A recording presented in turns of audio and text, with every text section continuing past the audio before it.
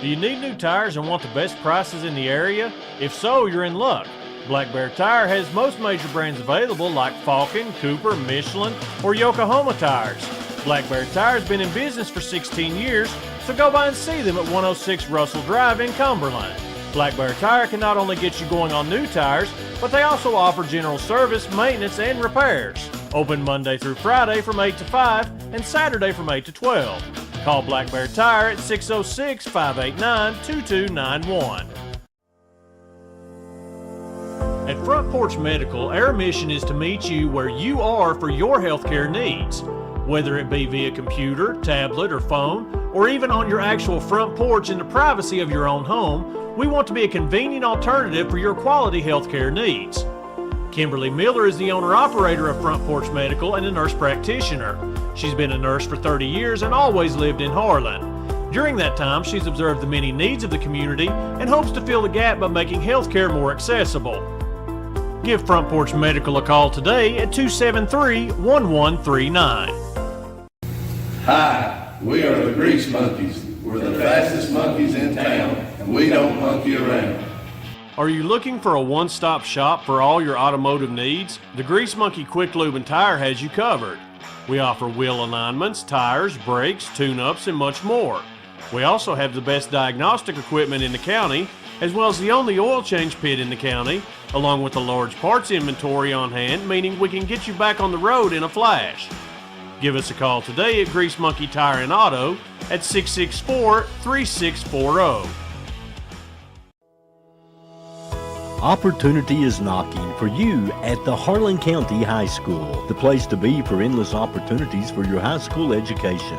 107 different course offerings are available this semester, including dual credit, advanced placement, honors, college prep, general, and vocational studies. We value the arts and provide students the venue to soar to new heights. These include band, choir, drama, and many others. An extensive offering of extracurricular opportunities for all students provides academic enrichment, college preparation, and college admissions.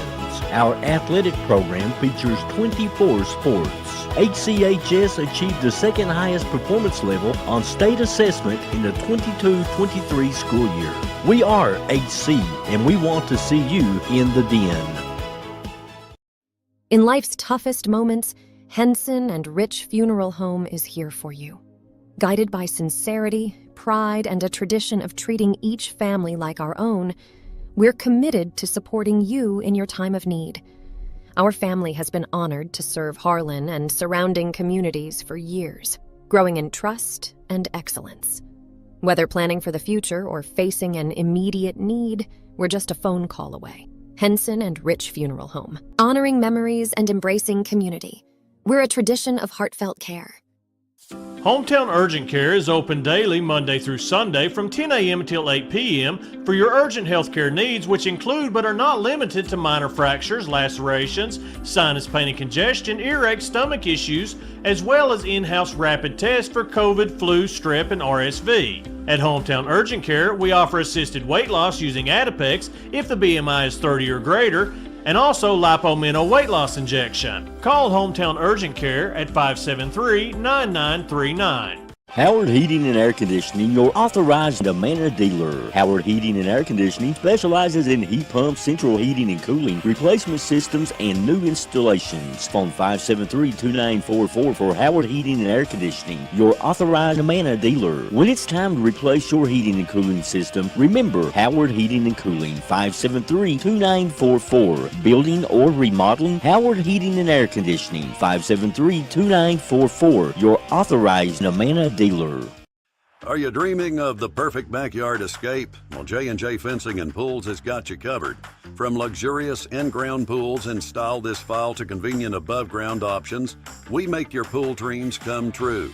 Are you ready to close for the season? Give us a call at 573-7665 to schedule your pool closing. We carry a complete line of closing kits. Visit us on US 119 at Baxter. J&J Fencing and Pools, your year-round pool experts. In a town where faith guides us and family holds us together, we're guided by a set of values it seems others have forgotten. Whether it's protecting your family's future, securing your business, or ensuring your voice is heard so justice can be served, we understand what matters most to you because it matters to us too. At the law office of Jordan B. Patel, we're there every step of the way. By investing in our local community and developing the workforce, JRL Coal has grown exponentially while providing our great county with its most vital natural resources. The extraction of clean coal by using advanced technology and the well-experienced workforce of Eastern Kentucky coal miners has allowed us to become a top-producing coal company in Kentucky. To inquire about joining our family at JRL Coal, call 606-775-0266. Hey, it's Travis with SKCTC Adult Education. Are you tired of where you are in life? Would you like a change? We have several programs to help with that. From GED programs to transitioning into college and even gaining your degree, we're here to help. We're located on the Cumberland and Harlan campus of Southeast Community and Technical College, and we'd love to speak with you about your new career. Stop by or give us a call at 606-589-3210. We look forward to speaking with you. SECRE, or Southeast Kentucky Rehabilitation Industries, is a nonprofit organization. Their primary purpose is to provide qualified personnel, facilities, and related services for persons with disabilities, enabling them to obtain and to be successful in maintaining competitive employment. They provide their partners and customers with competitive pricing on quality products that meet the expectations of a globalized market. For more information, call their Pineville office, 606-337-5222, or go to sekri.org. Since 1962, Harlan and surrounding areas have come to appreciate the hometown services offered at Southern Wholesale, offering everything from paint, plumbing, flooring, electrical, appliances, hardware, lumber, tools, and everything in between. You don't have to drive out of town for your home improvement needs. Southern Wholesale has it all at 2 locations to serve you, located in Harlan and Cumberland. Give them a call today at 573-4915 in Harlan and 589-5111 in Cumberland. Do you need new tires and want the best prices in the area? If so, you're in luck. Black Bear Tire has most major brands available like Falcon, Cooper, Michelin, or Yokohama tires. Black Bear Tire has been in business for 16 years, so go by and see them at 106 Russell Drive in Cumberland. Black Bear Tire can not only get you going on new tires, but they also offer general service, maintenance, and repairs. Open Monday through Friday from 8 to 5 and Saturday from 8 to 12. Call Black Bear Tire at 606-589-2291. At Front Porch Medical, our mission is to meet you where you are for your healthcare needs, whether it be... Good evening, ladies and gentlemen. Welcome in to the 2024 5th and 6th grade girls consolation and championship games here this evening at Harlan County High School. Mr. Caldwell, feels good being back with you in the gym. In the gym, my goodness. It's been too long, to be honest. The last gym we was in calling a basketball game, we was courtside at this little old arena up in Lexington. I can't remember that. Oh, Rupp Arena. Yeah, Rupp Arena. But as fun as that was, it's really nice to be back in our arena, the Harlan County Arena, and my goodness, I'm ready for some awesome girls basketball. Ladies and gentlemen, the consolation game tonight features the Lady Cats of Everts facing off against the Lady, I guess it'd be Trojans. Yeah, Trojanettes. Why am I saying Lady Trojans? The Trojanettes of James A. Kaywood Elementary. This is the consolation game, and then it'll be followed by the championship game between the Lady Cats of Ross Point and the Lady Comets of Kaywood. So we've got 2 great basketball games coming your way here this evening, and we're going to do our best with girls games. One thing I've noticed, their hair blocks their numbers a lot, and we are not courtside today. We are setting up top. And we've also learned that we're both visually impaired. Yeah, we're it's not called able old. to. That's yeah, the problem. old. There we're it is. Old. So they are getting ready to announce the starting lineups, and I'm assuming they'll do the national anthem and all that stuff. Now, talking to people, we're in store for 2 pretty good basketball games. That's what I've heard as well. All of these teams split in the regular season. No, I'm sorry. These 2 teams split in the regular season, and both pretty good scoring affairs as well. So I'm expecting to have a good game. And, as I was looking over some of the rosters of some of these kids, Everett starts 2 4th graders. That's impressive when you have 2 starters that are on the, the 6th grade team. and they're starting. That's very impressive. Everett's, they won the first contest 30 to 23. Then they went to Jace's, and Jace's won the second one 26-25. So two good games. Two very good games. And, you have two coaches here that's done this for a long time with Coach Collins and Coach Middleton. I think we're going to have a fun game tonight. And we see this all the time. We wonder how the big court will affect these younger players going from their regular courts to the big court, and just a lot of other factors with that. But they're going to have them coached up good. It looks like they're prepping for a national anthem before starting lineups here. Yeah, and it looks like your referees for the evening are going to be Kevin Blakely, Holby Boggs, and Jason Sanders. These are all voted on by the coaches. I see Coach Greer sitting courtside. Yes, sir. Taking over the helm of the girls' head coach here at Harlan County High School, seeing the talent that's in the county that's going to be feeding up into his high school program. Shadowed by our favorite person in the world right there by Coach Greer. Oh, my man, Caden Lester. Yes, sir. Sitting this high up, I'm not going to lie, that microphone sounds a little off to me. Yeah, Coach E down there doing his thing.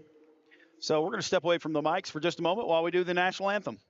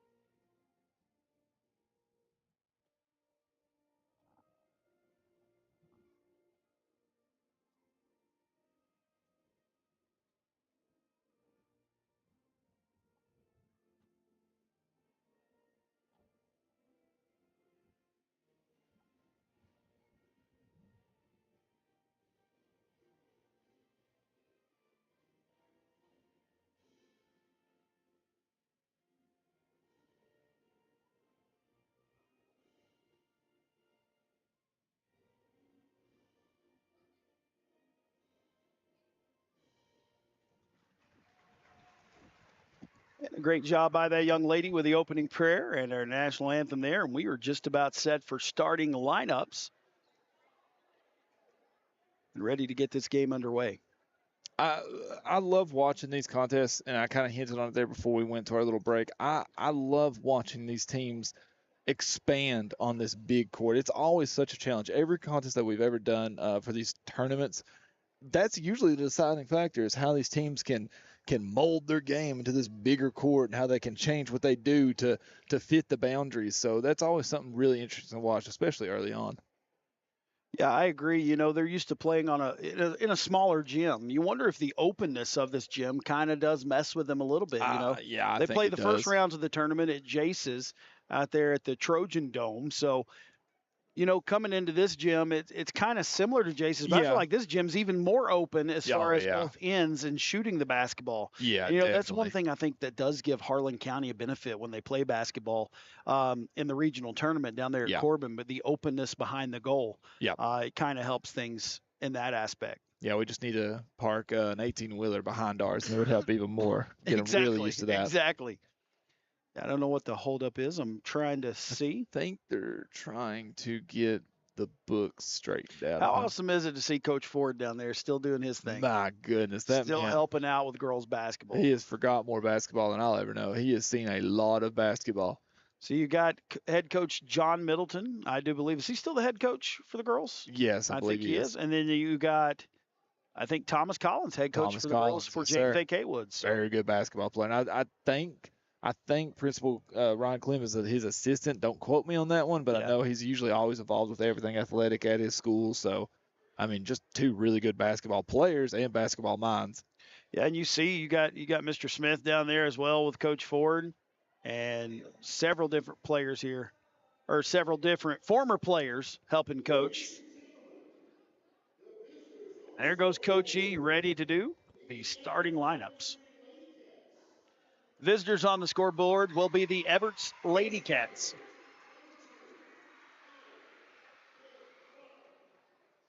First starter for them is number 20, Anna Kate Clark. Oh, they've got the personalized handshakes. I love it. Number 32, Bailey Haynes. You got number 1, Sadie Daniels. Number 12, Sadie Clark. And number 0, Macy Middleton. Those are the last two, are the two fourth graders I mentioned.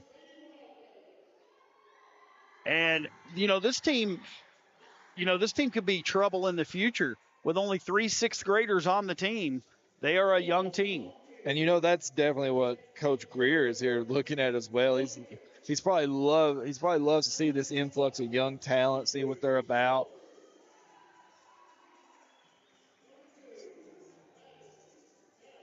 And your starters for James A. Kaywood. I'm trying to see their numbers right now. I'm having trouble seeing them from way up here. I believe your first starter was number 25. That is Embry Engel. Missing. Then you got number 2. That's Maddie Barrett. I'm having trouble seeing the other numbers. They've got their back to me. I did see number 1. Number 42 and number 14, I think, was the other one. So that would be, it looks like Seta Middleton, number 14. Adley Creech is number 42, and number 1 is Erilyn Middleton. That's your starting lineup for the James A. Kaywood Trojanettes. Now, it does look like James A. Kaywood may have a little bit of a size advantage on them. We're set to get underway. So they're just kind of conceding the tip, though, which is interesting to me. Everett it is, and Jason tip wins. is controlled, and it looks like they give the ball there to Creech as she comes up the court. She's going to whip it back out to the top of the key. They go down. They try to feed it back to Creech. It goes off her hands, out of bounds. It'll go back over to Everts. Just like that. Conceding the tip works for Everts. And just like that, Everts is in the James A. Kaywood's in the full court press. They throw the ball in. It's stolen away in there by number 42, Creech. Ball's knocked around. They're going to get called for a travel there. It'll give it back over to Everts. Just a little shuffle of the feet. That was a dangerous pass, but, man, you got to love the hustle there by number 42, which is Creech for Jaces. Using that length to get in there and try to steal it away. That ball comes in. It's tipped again, but it's controlled as she brings it up the court. Back tip. Great back Creech had it, but then it's stolen back away by number 12. Oh, that she is puts Clark. it home, too. What a Clark shot. puts it up and in. What a shot to gather that ball and put it in by Clark. That is a fourth grader. Ooh, got away with the travel there, but we'll take that one. So Everts in their own Good little pass. press here. They got the ball going ahead. They got it to Creech. Creech takes it down, tries to go up with it, but she's going to be fouled. They're going to get that one on number 20. That is Anna Kate Clark. Her first, team's first. Man, that was a great forward pass to just push the break forward and just get into the lane. And Creech, great job attacking. Wait, that was not Creech shooting. I'm sorry. I thought it was Creech. I do not see that number. That is, I think I heard him say number 25. That's 25. That's Engel. Yeah. She missed the first. She's got one more on the way. Hits that one. Good free throw for Engel. I thought the first one was going in, too. Still in this press for Jaces. Everett's in the lead, but Ooh, James A. that's Kaywood close. is using that size. Good job letting that one go.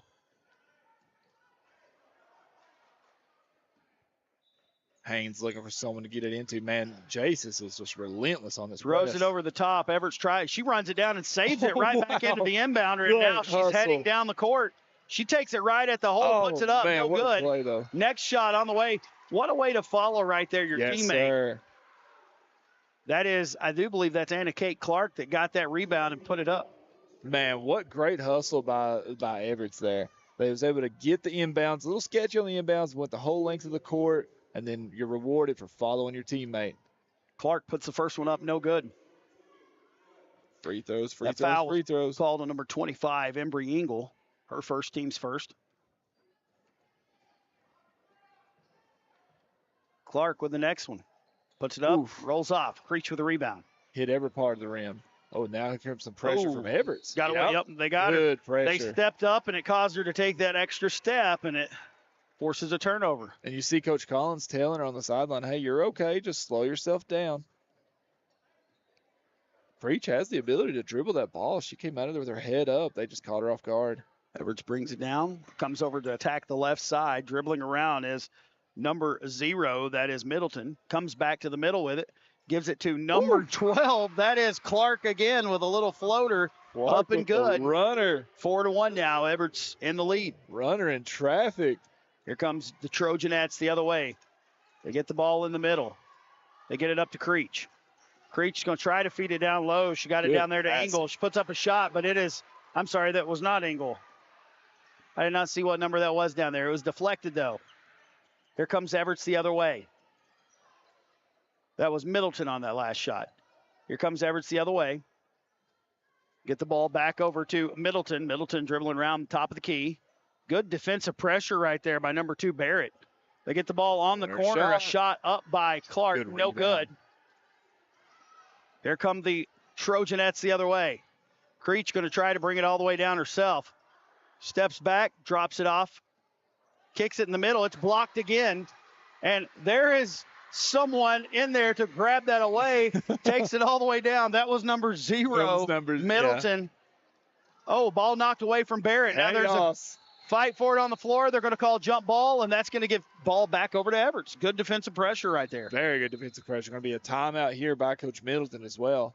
And with that timeout, it's 4-1 right now. Everts in control. We got a 30-second timeout. We'll take it to station for 1 on 105.1 WTUK.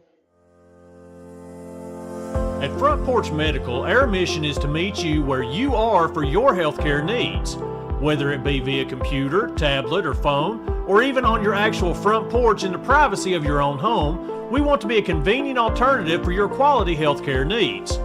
Kimberly Miller is the owner-operator of Front Porch Medical and a nurse practitioner. She's been a nurse for 30 years and always lived in Harlan. During that time, she's observed the many needs of the community and hopes to fill the gap by making healthcare more accessible. Give Front Porch Medical a call today at 273-11. Welcome back to 105.1 WTUK and the consolation game here tonight at Harlan County High School in the 2024 girls 5th and 6th grade. And ladies and gentlemen, I'm just going to go ahead and preface this by saying we're going to mess up names a lot, just being this high up and not seeing these girls play all the time. It's easy to remember the Harlan. Yeah, it is. It's easy to remember the Harlan County players because we're in here for every game. We get to memorize them and know their identities and their jerseys. By the end of the game, we'll know some of them just by their mannerisms. Clark gets it over in the corner, kicks it over there to number 32, Haynes. Haynes is going to give it back up to number 0. Is that nope? Yeah, yep, 0. That is 0. That's 0 that's got it. Macy Middleton. I'm always afraid their hair is going to be blocking a 1. She gets it over back to number 12. Puts up a shot, no good. Clark hustle. tips it back out. Shot put up, no good. Battle for the rebound. They're going to get a foul there on someone. It's a great job boxing out. Not sure who they called that on. I'm not either. Let's see. Number 20. So that's quickly Clark's second foul with 3:18 left in the first quarter. Big foul. Man, what a great job to box out there. Is that number 23? It was. No, but it was 25. Engel. Creech has to come up and get that long pass. Now she's driving down. Stops, tries to kick it over. Great pass. Got it over. Shot put up, no good. Stayed with it, got a rebound, and she's going to be fouled, I think, by number 11, Briley Bush. Everts is trending into some foul trouble now. That's her first, team's third.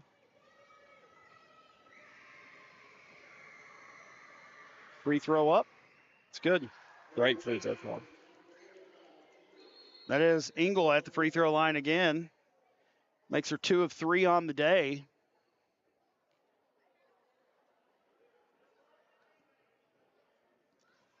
Engel steps up for her second.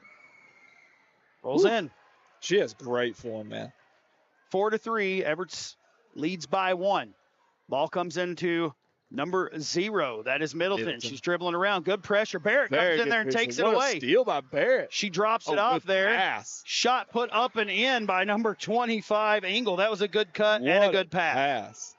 Ball comes in, but it sails over the head. Engel picks it up, drops it down low to Creech. Creech puts it up and in. Just being heads up. So this pressure is causing some trouble right here for Everts right now. Coach Middleton's already used one timeout in this quarter. He's wanting to kind of save them if he can. So James A. Kaywood using their length right now. They lead 7-4. Ball comes forward, but nobody turned around for it. They get the ball. It's stolen back again by Everts. Ball on the floor. That's going to be a jump ball. That should give it back over to James A. Kaywood. What great hustle all the way around. And, it's the pressure that's just really causing issues with Everts right now. Whenever they get it across half court, they're able to score the ball. You get the ball in, knocked away. Everts comes out of there with it. Man, good ball handling, good movement. And that was number 12, once again, Sadie Clark. Sadie Clark with a heads-up play to the steal and an attack to the dish. Good job.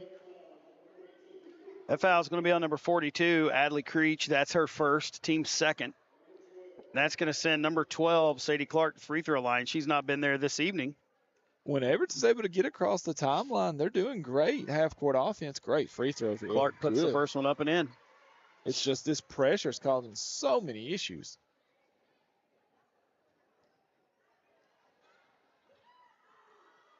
Next free throw, no good. Creech with the rebound. Here come the Trojanettes. Creech going to bring it up herself. She drops it off. They get it in the middle. Shot put up. No good. Rebounded and put back up and in. Was that number 25, Embry Engel again? No, I believe that was right here. This is number 25, wasn't it? Was it not 25? I think it's 35. 35? So that would be Lily Dean. Yes, it was 35. My bad. Going to be out of bounds Jace's way. Just an errant pass there. Just sailed a little bit. The pressure, they're starting to go back into this little 3-2 zone and extend up. But now we see some pressure from Everts full court. Almost threw that one away. Comes back and gets it. You're getting close to the 10-second call. You got to get across. They give it to Barrett. She somehow dribbles through the pressure. She puts up a little running floater, and it goes in, but they're going to get a foul on somebody there. Tell you what, smallest player on the court didn't have any fear going into the defense there. She knew she was going to get hit. She didn't care. So that foul's on number 32, Bailey Haynes. That's her first, team's fourth. And that's going to send Maddie Barrett to the free throw line, shooting 2. Trying to add to this 9-5 lead. Free throw up, no good. Man, she has such great form to be smaller, too. She does not force it. She shoots it normally. That's hard to teach young kids learning to play the game. They always want to just heave it. She does not heave. I love that. Second one good. She nailed the second one. So now Everts doubled up. It's 10-5. James A. Kaywood on top. Ball comes the corner, and it bounces out of bounds. They're going to say his last touch by a Trojanette, so it'll stay with Everts. Everts has to get the ball into the middle of the court, but that's a lot easier said than done, especially with Jason's trying to back tip everything. Ball comes in there.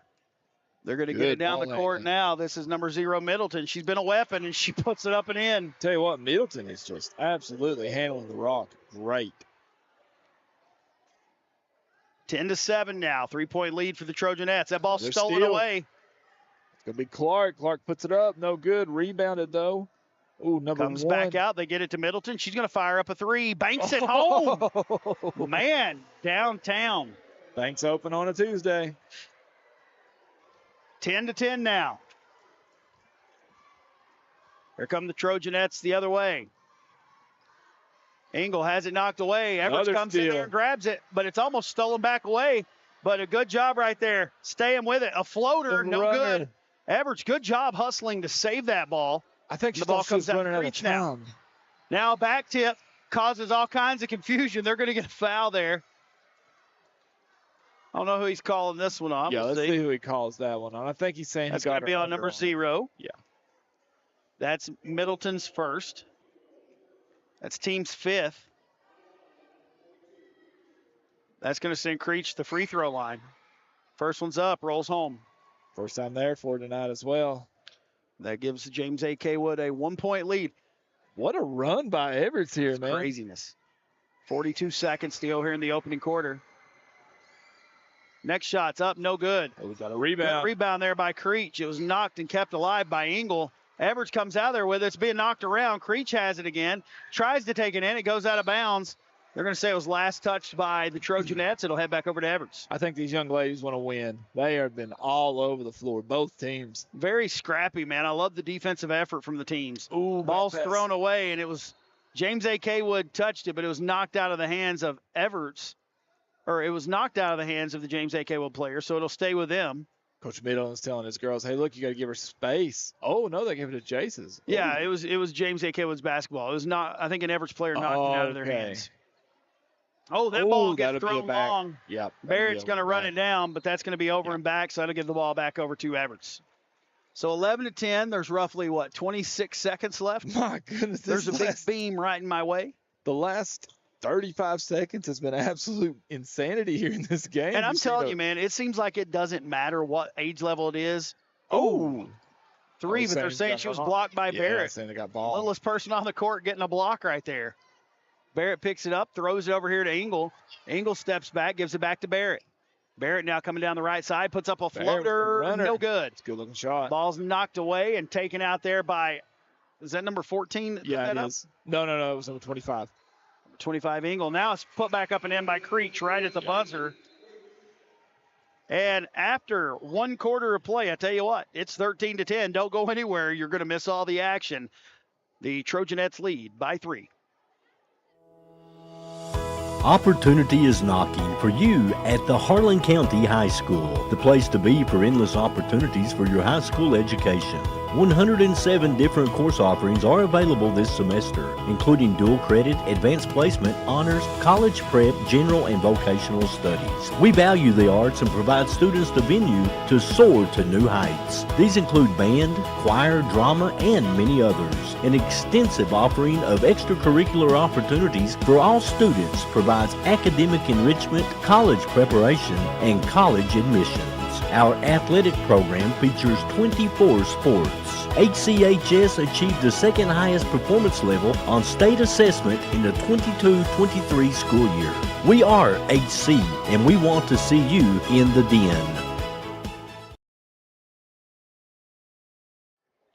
Welcome back to 105.1 WTUK. 13-10 after one quarter of play. Trojanettes up by 3. But I tell you what, like I was saying earlier, it doesn't matter the age level. It's a game of runs. Yeah, it really is. And you see, it was almost as soon as you said they have now doubled them up, 10 to, and then all of a sudden you blink, and here they are.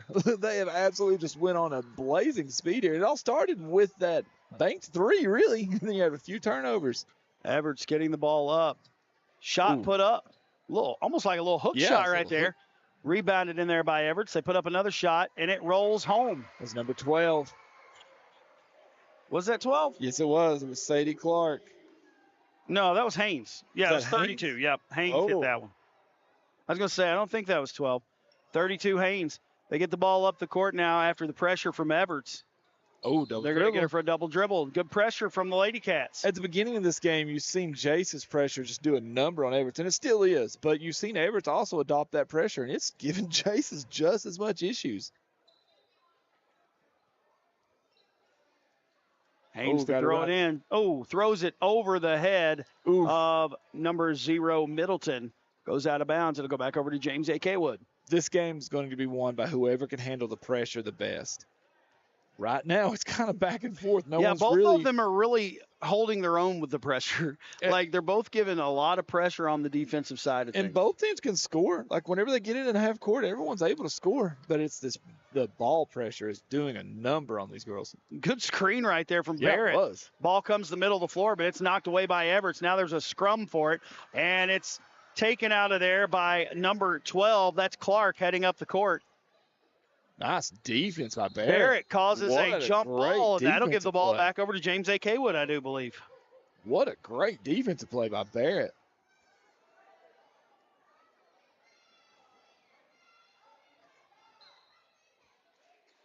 Inbounds pass here to Creech, just looking for something. Found a little lane up the right side.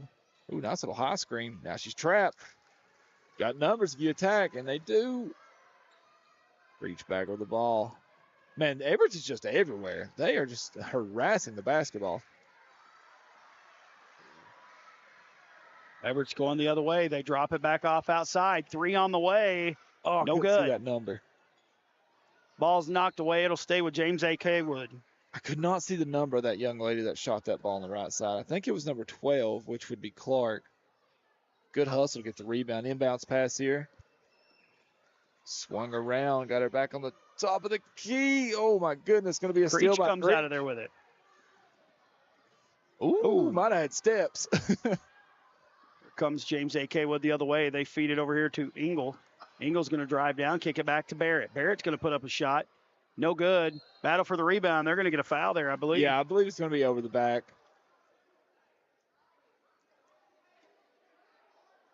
So that will be on number 35, Dean. That's her first. Everett's is still in a little bit of foul trouble, but it's pretty even all the way through. Inbounds pass here for Everett's. Oh, no. She tried to reverse court and swing across and just went off her leg. That'll be a turnover Jace's way. Jace was an inbound. We haven't seen an actual straight-up inbounds here, so let's see if they run a neat little inbounds play. See if Coach Collins has something dialed up. Oh, he's got Creech. Oh, missed it for just a heartbeat. Going to be a steal by Everett's. They throw it out ahead. Here comes Everett's on the attack. They bring it back out. They give it up to number 12, Clark. Runner. Puts up a floater. No good. Clark's Creech like with it now. 2 for 3 on those runners, though. That is her shot. Ball comes the middle of the floor. Good Ball lead ahead. pass. Takes it down. Great passing. They're going to draw a foul on number 11, Briley Bush. That's her second. Who's that at the free throw line? I needed to turn to a side.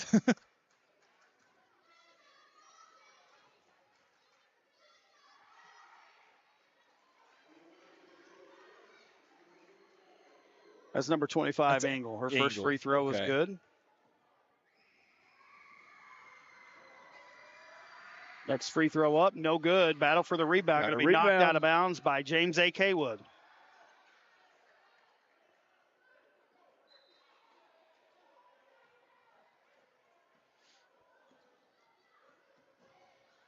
Oh, the trap. Yep. Oh, They're great take it away. steal by Engel. Still by Engel. They get it over to Barrett now. Barrett runs in there. Oh, Yep.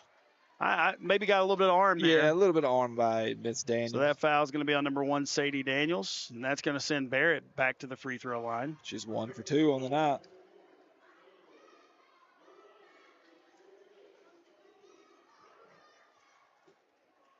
The defensive intensity from both of these teams is amazing. It really is. They're just all over the court. They're up and down. They're all over. I don't think there's an inch of this court that they haven't rolled across trying to get a loose ball. They have been everywhere. First free throw was no good. Second one, no good. But rebounded by Jace's. Put back up. No good. Here comes Everett's the other way. Rebounds. I'm sorry, that is Haynes with Yeah, it. Haynes. Kicks in the corner. They get it back over to Clark. Going to be a foul there. Ooh, that was a tough little tumble. I don't know who they're going to call that. I think it's on Middleton, I do believe. I believe you're right. Her first. That's team's fourth. Was no shot on the play. Ball comes in. Bounce. Just trying to find something. Really just dribbling around the top of the key here. Going to throw it back out there. Clark gets it, takes it down the lane, puts it up. Oh, rattles in and wow. back out. Creech Touched with the rebound. Bottom of the net. They kick it ahead to Barrett. Oh, nice handle by Barrett. Barrett kicks it back over there. Engel puts it up and in. Great job by Engel. She caught it, gathered one power dribble, and went straight up. Everett's trying to get it in here. They get it into number 1, Daniels. They get it ahead there to Clark. Clark kicks it ahead. Shot on the way from, rebounded in there. Good rebound in there by number 12, Oh, Clark. I think she just lost it going back up. Oh, I thought it was deflected. Oh, yeah, It's no, staying with Everett. deflected. Okay. Bush, I thought her shot was going to fall, but Man, that's the second one they've had touch the bottom of the net. they kick the ball back into Clark, but Barrett right there. Clark gets it back, dribbles back out to the top of the key, flips up the runner. Man, That is her she shot. is deadly with that runner, man. She missed the last two, but I'm telling you, both of them look great. They hit the bottom of the net. That is her shot. 16-14. Trojanettes on top by 2. Good trap at half court. Good ball handling. Ball comes ahead. Engel. That was a nice little down screen right there by Creech, but Everts right there being feisty. Stopping her. Here comes Haynes up that right side. She's looking to attack. Takes it all the way down. She's going to be fouled by Creech. Great job by Haynes. No one stop ball. That's the first thing you teach these young basketball players. If they don't stop your dribble, go to the rim. Exactly.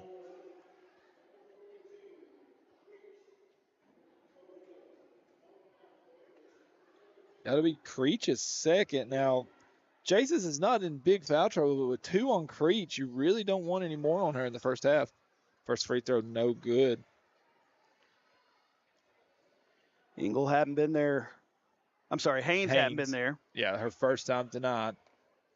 Put a little too much on that first free throw. Second one, front rim. That looked good, but going to be out of bounds. Oh, they're going to say Everts Last ball. touched by the Trojanettes, so it'll stay with Everts. That's a break right there for the Lady Cats. That's a huge break. I thought that was out on Everts, but he was right on top of it. Little crossing play here. Ball comes in, but Barrett right there with hands, steals it away, and she's taking off. Puts it up off the glass, no good. Rebounded in there by number 11, Bush. It's knocked away from her, but guess who's there to get it? Clark. They're going to get a foul right there on a back tip attempt.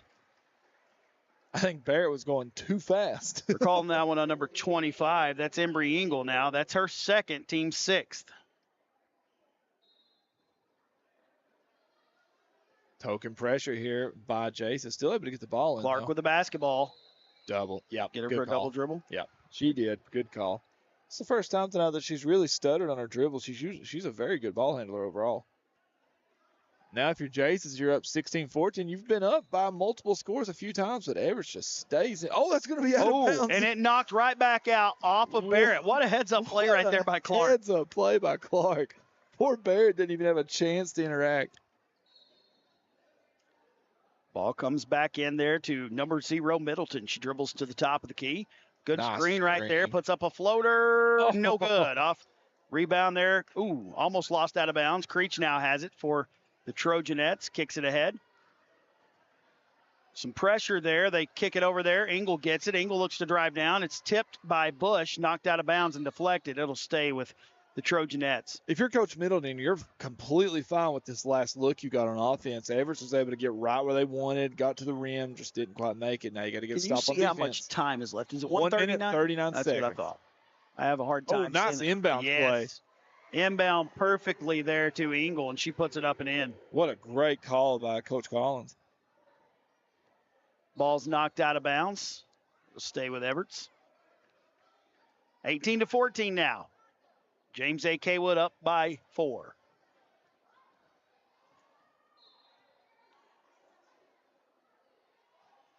Trying to get the ball in. She finally gets it ahead there as Middleton snuck out. Man, she put up a floater from the three-point line. I don't know if she realized the amount of time that was on the clock, or she might have gotten a weird position.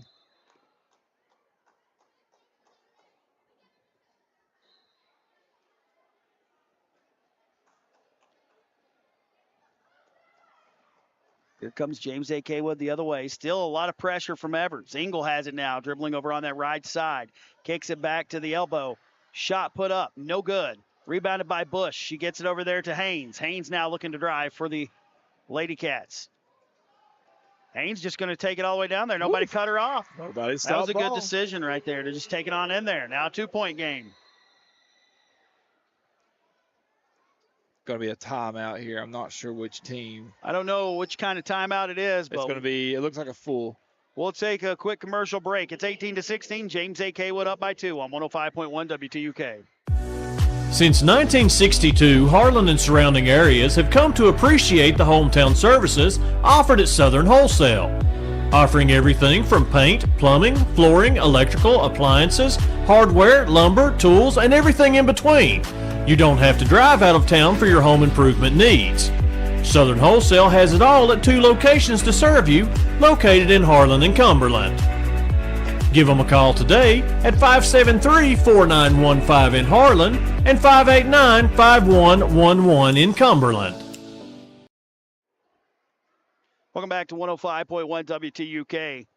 Not much time left here in this opening half, but I tell you what, it's been an entertaining first half of basketball. Very entertaining first half. We've seen runs both ways. Oh, almost got away with the travel there. And they got the it's steal. stolen away. That's their Free throw shot. line jumper Oh. will not fall. It's going to roll out of bounds. It'll go back over to James A. Kaywood. She was about 1 second away from saving that underneath the basket. And, you know, the whole game has been predicated on who can get the most turnovers so far. It has been an absolute defensive game. Engel now bringing it up the right side, being pressured all the way. She's going to feed it down low. Nice hands. That was number 53, Aislinn Engel. And now Clark comes in there with a steal. I think Clark has 5 steals in this first half. Clark takes it all the way down, flips it up, no good. Almost had her own rebound. She does come away with it, puts up another shot. They're saying it was deflected. Now they get the ball out here to a 0. She puts it up in the lane, no good, but she's going to be fouled. It's a good job by Middleton right there to attack again. You can tell Coach Middleton has taught his girls, look, I want you to get in the very middle of the key. That's where I want your shots taken. And that's smart coaching. It lets these young girls know that, hey, you can use the square, you can just the front rim it, anything you can just to get it up there. First free throw on the way. No good.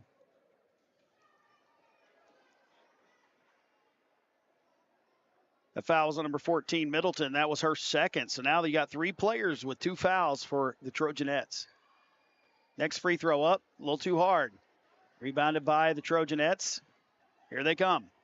17 seconds to go in the quarter. You Creech really brings want it to up. hold for one here. Drops it off there to number 14, Middleton. They feed it inside. Engel Nice. gets it, puts it up. Oh, Off the goodness. front of the rim, no good. It's going to go off the hands of the Trojanettes. It'll go back over to the Lady Cats. That's the shot you want if you're Coach Collins. That was a good look, just front rimmed out. Ball comes in there to number 1, Daniels. Knocked away almost, but they try to throw it back, and it's stolen. Turns around and just what a flips it up play. off the glass at the buzzer. Who was that? Waiting for the turn. That was Sita Middleton, man. Yes, it was. She just stole it, turned around off balance, put it off the glass, and that's how we're going to end the first half. A flurry of defensive pressure on both ends of the court, and it ends with a 20-16 halftime lead for the Trojanettes here in the consolation game. We'll take a little commercial break, and then we'll be back on 105.1 WTUK. Do you need new tires and want the best prices in the area? If so, you're in luck. Black Bear Tire has most major brands available like Falcon, Cooper, Michelin, or Yokohama tires. Black Bear Tire has been in business for 16 years, so go by and see them at 106 Russell Drive in Cumberland. Black Bear Tire can not only get you going on new tires, but they also offer general service, maintenance, and repairs. Open Monday through Friday from 8 to 5 and Saturday from 8 to 12. Call Black Bear Tire at 606-589-2291. At Front Porch Medical, our mission is to meet you where you are for your healthcare needs. Whether it be via computer, tablet, or phone, or even on your actual front porch in the privacy of your own home, we want to be a convenient alternative for your quality healthcare needs. Kimberly Miller is the owner-operator of Front Porch Medical and a nurse practitioner. She's been a nurse for 30 years and always lived in Harlan. During that time, she's observed the many needs of the community and hopes to fill the gap by making healthcare more accessible. Give Front Porch Medical a call today at 273-1139. Hi, we are the Grease Monkeys. We're the fastest monkeys in town, and we don't monkey around. Are you looking for a one-stop shop for all your automotive needs? The Grease Monkey Quick Lube and Tire has you covered. We offer wheel alignments, tires, brakes, tune-ups, and much more. We also have the best diagnostic equipment in the county, as well as the only oil change pit in the county, along with a large parts inventory on hand, meaning we can get you back on the road in a flash. Give us a call today at Grease Monkey Tire and Auto at 664-3640. Opportunity is knocking for you at the Harlan County High School, the place to be for endless opportunities for your high school education. 107 different course offerings are available this semester, including dual credit, advanced placement, honors, college prep, general, and vocational studies. We value the arts and provide students the venue to soar to new heights. These include band, choir, drama, and many others. An extensive offering of extracurricular opportunities for all students provides academic enrichment, college preparation, and college admissions. Our athletic program features 24 sports. HCHS achieved the second highest performance level on state assessment in the 22-23 school year. We are HC, and we want to see you in the den. In life's toughest moments, Henson and Rich Funeral Home is here for you.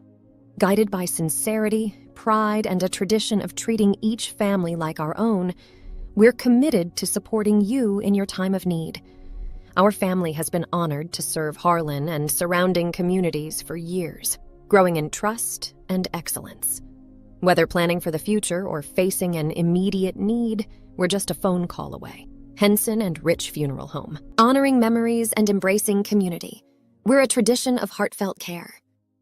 Hometown Urgent Care is open daily Monday through Sunday from 10 a.m. until 8 p.m. for your urgent health care needs, which include but are not limited to minor fractures, lacerations, sinus pain and congestion, earache, stomach issues, as well as in-house rapid tests for COVID, flu, strep, and RSV. At Hometown Urgent Care, we offer assisted weight loss using Adipex if the BMI is 30 or greater, and also Lipomino weight loss injection. Call Hometown Urgent Care at 573-9939. Howard Heating and Air Conditioning, your authorized Amana dealer. Howard Heating and Air Conditioning specializes in heat pumps, central heating and cooling, replacement systems, and new installations. Phone 573-2944 for Howard Heating and Air Conditioning, your authorized Amana dealer. When it's time to replace your heating and cooling system, remember Howard Heating and Cooling, 573-2944. Building or remodeling, Howard Heating and Air Conditioning, 573-2944, your authorized Amana dealer.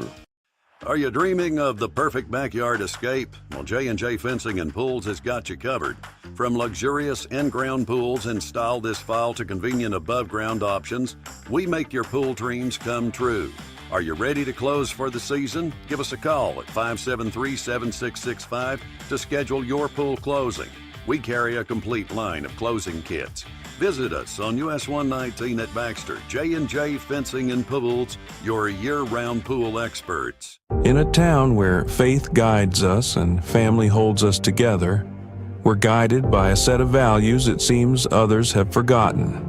Whether it's protecting your family's future, securing your business, or ensuring your voice is heard so justice can be served, we understand what matters most to you because it matters to us too. At the law office of Jordan B. Patel, we're there every step of the way. By investing in our local community and developing the workforce, JRL Coal has grown exponentially while providing our great county with its most vital natural resources. The extraction of clean coal by using advanced technology and the well-experienced workforce of Eastern Kentucky coal miners has allowed us to become a top-producing coal company in Kentucky. To inquire about joining our family at JRL Coal, call 606-775-0266. Hey, it's Travis with SKCTC Adult Education. Are you tired of where you are in life? Would you like a change? We have several programs to help with that.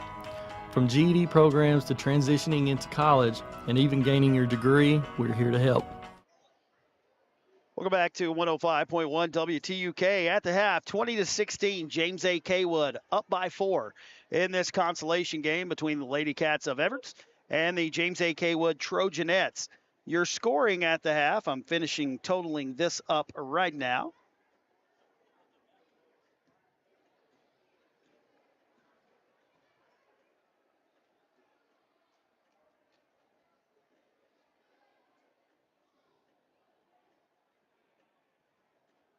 Now, I could be off with my totals, but it looks like this here at the half for Everett's.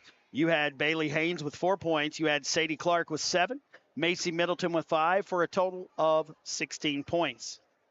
For the James A. Kaywood Trojanettes, not the Lady Trojanettes. I got to get out of saying that. You had Embry Engle with 10. You had Adley Creech with 5, Maddie Barrett with 1. You had Sidda Middleton with 2, and Lily Dean with 2 for a total of 20 points at the half. So as we get ready to start this second half of action, what were your thoughts in that first half? Defense was the factor for both teams. I mean, the pressure, it started with Jason's. They jumped out to an early lead because that press was just absolutely doing a number on Port Everett. They could not just navigate it. But then Everett goes on a little bit of a run. They was able to bring it back close, and then they start putting the pressure on, getting back tips, quick turnovers, easy little layups. It's all going to be about who can manage the other team's full court press. Whoever does that best in the second half, they're going to win the game. I mean, it was definitely a defensive battle there in that first half. So it's going to be Everett's basketball now as we head to the second half of play. These girls are hustling their absolute shoes off. I'll tell you that. They have been diving on every loose ball. They're everywhere all over the court. They've rolled all up and down it. They cannot let one loose ball go without at least 4 or 5 girls jumping on it. Here comes Everett's on the attack. Head to that left side. They feed it there to wide Clark. open. Puts up a jumper. Man. No good. Rebounded in there by the Trojanettes. Here come the Trojanettes. Creech brings it up. Dribbles through the pressure. Only one person back to beat. She flips it off the glass. No good. Rebounded in there. And now nobody's back the other way as Clark takes off, takes it up, puts it off the glass, rolls off. Battle for the rebound. Clark gets the rebound there. Puts it up. No good, but she's going to be fouled. That's kind of a take your pick. I'm not sure who they're going to call that one on. Great job by Clark. She missed the runway layup, but she stayed with it, didn't get down on herself, got the rebound, got to the free throw line. Fouls on number 2, Barrett. That's her first, team's first in the half. First free throw on the way from number 12, Sadie Clark. No good. Now, neither team's going to be in real foul trouble here starting the third quarter. They was able to avoid getting 3 fouls really anywhere. Free throw up by Clark. No good. Rebounded by Engel, but it's knocked away. A good hustle right there by Anna Kate Clark. Great hustle. Couldn't come away with a turnover, but, man, she tried. That was a very good hustle.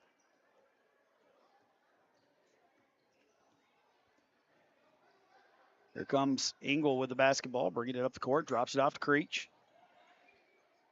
They're going to feed it down there to number 53. That's Aislinn Engel, and it kind of went off her hands, and now it's going to go back over to Everts. Man, that was a great hustle by Haynes just to break that pass off, almost like a defensive back. Here we see the pressure by Jaces. Get the ball in there to number 12, Sadie Clark. She's going to dribble through the pressure. Barrett's back. Clark, nice little pull-up jump shot. What a nice jump stop. That's impressive, man. Hey, that was a great play. Just and it was a nice little jump stop into rhythm. It was a good decision because she had Barrett trailing her right there on her hip, and she had another player down low. So she just stopped with a jump shot, and they're going to get her for being a little over-aggressive there as she came through trying to knock it away. That's just her first foul, though. I'd say Coach Greer liked to see that down there courtside. That was a really high IQ basketball play. Jace is now going to be inbounding on half court. If you're Chase, Everett's come out with a little bit of momentum here. You really got to get back into your motions. Creech looking to drive in. She picks up her dribbles, going to drop it back off out here to Middleton. Middleton goes down, puts it off the glass. No good. Battle for the rebound. Clark knocked it away into the hands of Sadie Clark. And now here comes Clark. Stops with that little elbow jumper again, That's man. her spot.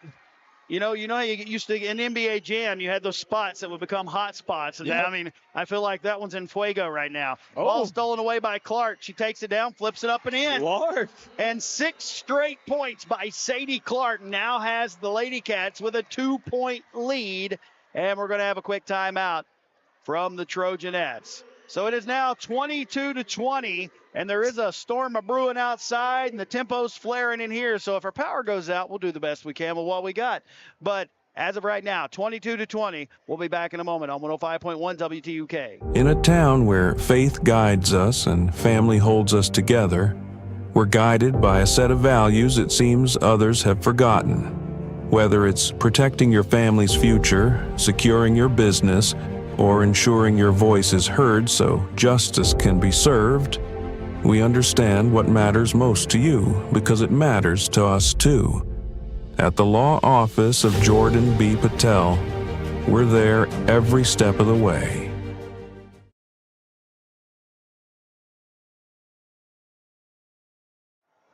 Welcome back to 105.1 WTUK, and after 6 straight points from Sadie Clark, Everett's leads by 2 now, 22-20. Now, if you're the Lady Cats, that's how you want to come out in the second half. If you're the Trojanettes, that is not how you you're going want to have to come out match in the that second half. pressure and that intensity that the Lady Cats are playing with right now. And really, the quick takeaway is they're handling the pressure. The Lady Cats are. I think there's going to be a foul on the inbounds. Did someone reach over the line? I'm not sure. Let's see. Oh, I think that's what he's going to call. Yeah, he's calling a technical. Wait to see who he's calling it on. Have reached over the line.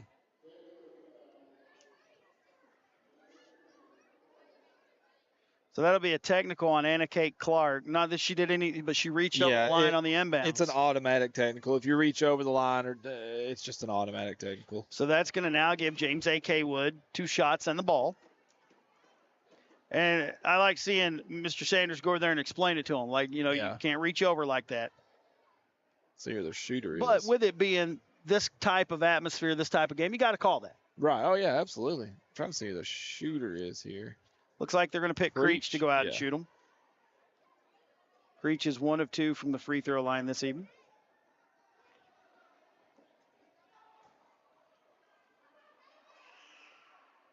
Ooh. First one's up, no good. She has great free throw form. How much time is left on the clock? 4 minutes, 19 seconds. So far, James A.K. would not been able to get any points on the board here in this third quarter. Next free throw, that's the first points of the quarter, and it makes it a 1-point game, 22-21. If you're Jaces, you've just really been taken out of your rhythm. Edwards has been able to turn you over early in this quarter and just get great looks. I mean, early on here, it's almost like a flip of what the first half was. Everett's pressure is now causing Jaces tons of issues. Will be the Trojanette basketball once again, 22-21. Everett's in control by 1. Creech with the basketball now, bringing it up, just dribbling through the pressure. Splits 2 defenders, takes it all the way down, flips it up and in. That was really good ball handling with that. Good body control to put it up and in. Gives the Trojanettes a 1-point lead. 4 minutes to go here. They kick it over. Shot put up. Oof. No good. That was number 3, Addie Haynes with that shot. Couldn't get it to fall. Creech gets the rebound. Kicks it ahead to Barrett. Barrett dribbles through the pressure. Now she's looking to attack. Clark able to knock it away, and I think that's Haynes that almost came up with it. They're going to call a jump ball. Possession should give it back over to the Trojanettes. Watch this, the inbound play. The last time Coach Collins had an inbound, they got a wide open layup. Good job by Everett to blow that up. Barrett. She drops it back off in the corner. Ooh, good They're going to feed it over here to Creech. Creech puts it up, no good, but that's going to be the 4th foul now on Anna Kate Clark. That's a big foul.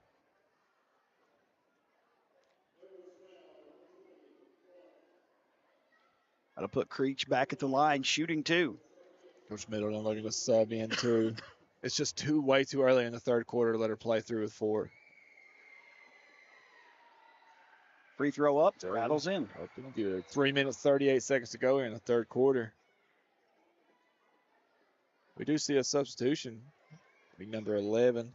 That is Briley Bush back into the game. She gave him good minutes there in the first half. Yeah, she really did, replacing Clark.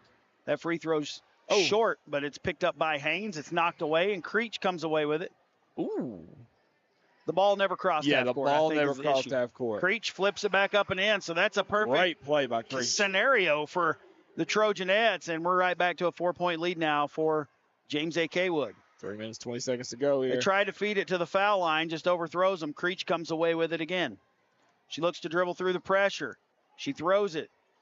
Cross court, Ingle has it. I can't see what's going on there. They were on that far side. It looked like there was a battle for it between Lily Dean and one of the Everett defenders, and they're going to get number 32, Bailey Haynes, with a foul. Her second, team's fourth of the half.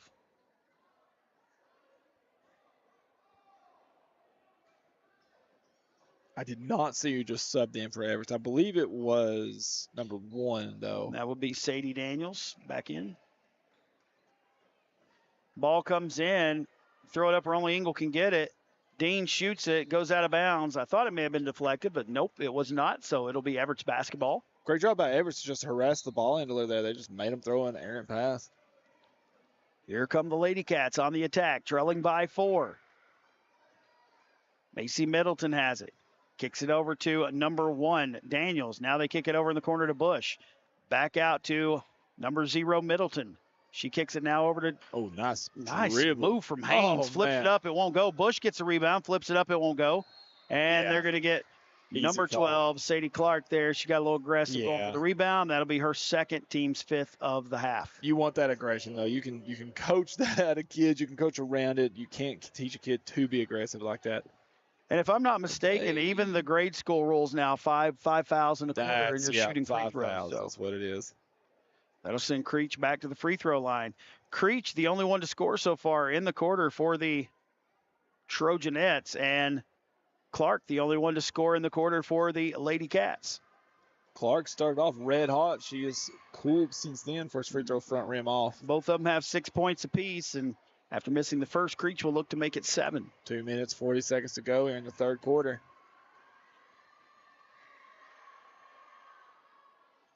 Free throw short. Got a rebound. Engel gets the rebound, kicks it back out to Creech. Creech going to take it down, decides to kick it back out. Middleton puts up a little floater that goes off the glass and in. Nice little 1-2 floater by Middleton there. 6-point lead now, 28-22. Here come the Lady Cats. Middleton comes across timeline, knocked away by Creech. Creech now looking to attack. Flips it up off the glass, and it will not go. Ball shot up, no good. And I do believe that was Clark that came out of there with it. And she's looking to take it down, puts up a shot. She's fouled, and it goes. Clark went a little cold there for a few minutes. Be a bucket and a chance for a 3-point play. 2 minutes, 6 seconds to go here. Now that's 3 fouls on Engel. Ooh, foul trouble's just creeping up here everywhere.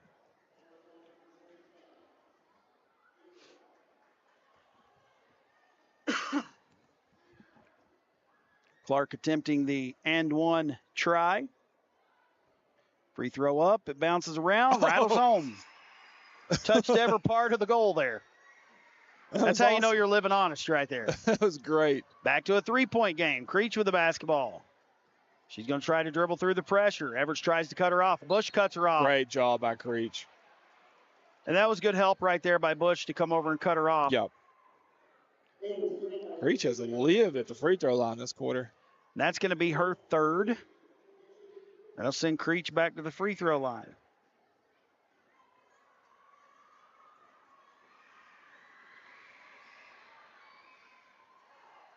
First free throw good. 1 minute, 59 seconds to go here in the third quarter consolation game. This has been a good one, Mr. Lawson. It really has. Good basketball game. That one's short. Good job right there by Middleton to make sure the Creech didn't get her own rebound, cut her off, and she has it now going the other way for the Lady Cats. Dribbling around top of the key, kicks it over here to Haynes. Haynes looks to go down. Nowhere to go with it. Now she's going to have to give it back to Middleton. Throws it out to her, but overthrows her, and it's going to go out of bounds. It'll go back over to the Trojanettes. Costly turnover there if you're Everett. You really want to get some more points on the board before this third quarter's over. You see Coach Smith over there talking to him like, you can't pick up your dribble that quick. Yeah. That's one of the hardest things to teach this group is like, keep your dribble alive.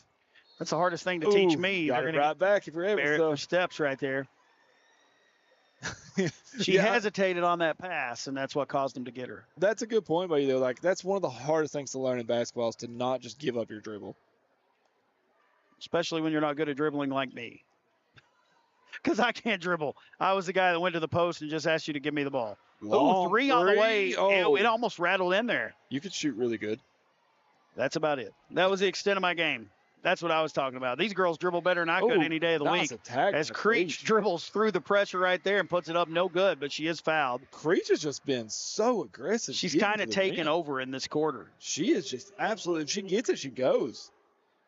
And I'm running out of places I am out of places. I'm having to go into the fourth quarter over here. I'm running out of places to put her foul shots. That one's short. That was on Bush. Now that's her 4th foul. So you got 2 players for the Lady Cats with 4 fouls apiece. Creech has such a good form. She's missed a bunch of these, but I feel like it's like a free throw going to room in. She's someone I would trust at the line. I think she just has to settle in. Yes, most definitely. So now a 5-point lead, 30-25. Here comes Middleton, drops it off over there to Haynes. Haynes drives down, flips up a floater, won't go. Rebounded there by number 1. That is Daniels. It won't go. Barrett And here with the comes rebound. Barrett the other way. She's looking to attack. No fear. Puts No it up. fear. No good. Rebounded by Haynes. Nope. Battle for the loose ball. They try to throw it over there to Haynes. That wasn't Haynes that rebounded it. That was, I'm sorry, that was Clark. I think they got it. Now you have Kate bringing it up. They flip it over here to Daniels. Daniels going to get it back over here to Middleton. 30 seconds even to go in the quarter. Give it to Haynes. Haynes going to come back and give it to Middleton. Fakes a 3. Now looks to drive. Puts up a floater. He won't go, but she's fouled. That was a hair from an and-1.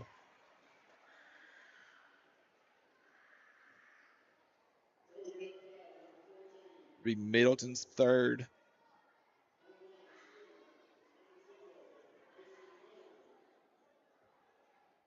But Middleton at the free throw line. It's her second time there tonight. She has not hit one tonight.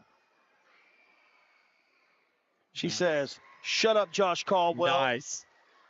It's like it's the announcer jinx. It happens every time. Well, I love it and I don't love it. I love it if I can jinx them in a good way. Free throw no good. Goes off the left side. 23 it was seconds rebounded. to play. Oh, it was rebounded by Everts. That was a good job right there. She put it up. It would not go. Here comes James A.K. Wood the other way. Ingles stops. Tries to drop it off. It's knocked away from behind. We're going to get a jump ball there. That's good. It's going to get possession back over to James A.K. Or I'm sorry, back over to Everts. You got 9 seconds, and if you're Everts, it's 26-30. If you get a score here, that's a big deal. You want a good shot. Get it up the court quickly. Good job by Barrett to come make pressure to make it hard. It's a good Middleton look. takes it down and flips it up again. And we are heading to quarter number 4. The Trojanettes lead by 2 on 105.1 WTUK. Howard Heating and Air Conditioning, your authorized Amana dealer. Howard Heating and Air Conditioning specializes in heat pumps, central heating and cooling, replacement systems, and new installations. Phone 573-2944 for Howard Heating and Air Conditioning, your authorized Amana dealer. When it's time to replace your heating and cooling system, remember Howard Heating and Cooling, 573-2944. Building or remodeling, Howard Heating and Air Conditioning, 573-2944, your authorized Amana dealer. Are you dreaming of the perfect backyard escape? Well, J&J Fencing and Pools has got you covered. From luxurious in-ground pools installed this fall to convenient above-ground options, we make your pool dreams come true. Are you ready to close for the season? Give us a call at 573-7665 to schedule your pool closing. We carry a complete line of closing kits. Visit us on US 119 at Baxter. J&J Fencing and Pools, your year-round pool experts. Welcome back to 105.1 WTUK. 30-28 as we head to quarter number 4 of the consolation game. James A.K. Wood on top. It's been a fun contest so far, man. It really has. You know, you talked about at the beginning of the game that both of these games have been close that they have played in this year, and they still are. And you know, this game, it's almost been flip-flop from the first half to the second. The first half, Jace's pressure really done a number on Everts. And the second half, Everts' pressure has done a number on Jace's. Let's see what we dial up here. James A.K. Wood throws it in there to Creech. She really took over in that third quarter with 8 points. She did. She has been so aggressive. Good pass. Feeds it down low to Engel. Engel turns around, flips it up. No good. Rebounded in there by Barrett. I did not see who that was with the I think it was Dean that had that rebound and turned around. I couldn't tell. No, that was the other Engel, Aislinn Engel. That ball's taken down, flipped up by Clark. Can't get it to go. She shoots again, and she's going to be fouled. Clark's just been aggressive this entire game. Waiting to see who they call that on. Ooh, that's tough. That's Engel's 4th foul. Ooh, it's a big foul. She had 10 huge points in that first half. And you know, you're telling your players, be aggressive with Engel. That is a big foul for Jace's. Here comes Sadie Clark to the free throw line. First one up and good. Sadie Clark point game. Absolutely took over this game.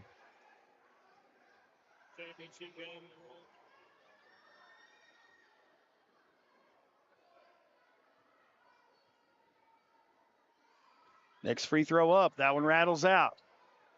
Rebound comes off to the Trojanettes. Creech bringing it up now. Good cutoff right there. They feed it ahead. Good job getting your hand on the ball. That should be a jump ball, I Man, believe. that was very good That'll coaching. get the ball right back over to Everts. That was a plan by Everts. They wanted to trap as soon as Creech crossed half court. And here comes Middleton bringing the ball up the court. Comes around, drops it off over here to number 1, Daniels. Good job by her to hold on to it. Bush gets it, kicks it back out to Middleton. Middleton thought about a three, gives a little head fake, dribbles over, drops it off to Haynes. Haynes says, I'm shooting it. No good. There's Daniels for the rebound. Comes back over, gets it back to Middleton. Get it back over to Daniels. Daniels feeds it down to Bush. Bush Good with a little shot. jumper from the side. No good. Rebounded in there by Haynes. Haynes turns around, gives it to, was that Middleton? No, Yeah. Clark. That was No, Clark with Clark. that shot.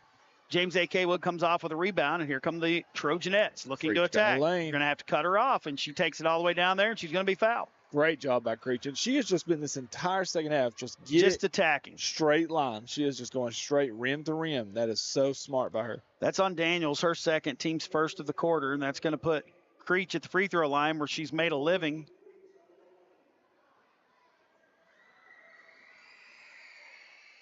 It's free throw, no good. And if you're Everts, that foul going to number 1, that going on Daniels, that's about best case scenario. If it goes on almost anyone else, you're looking at 3 or 4.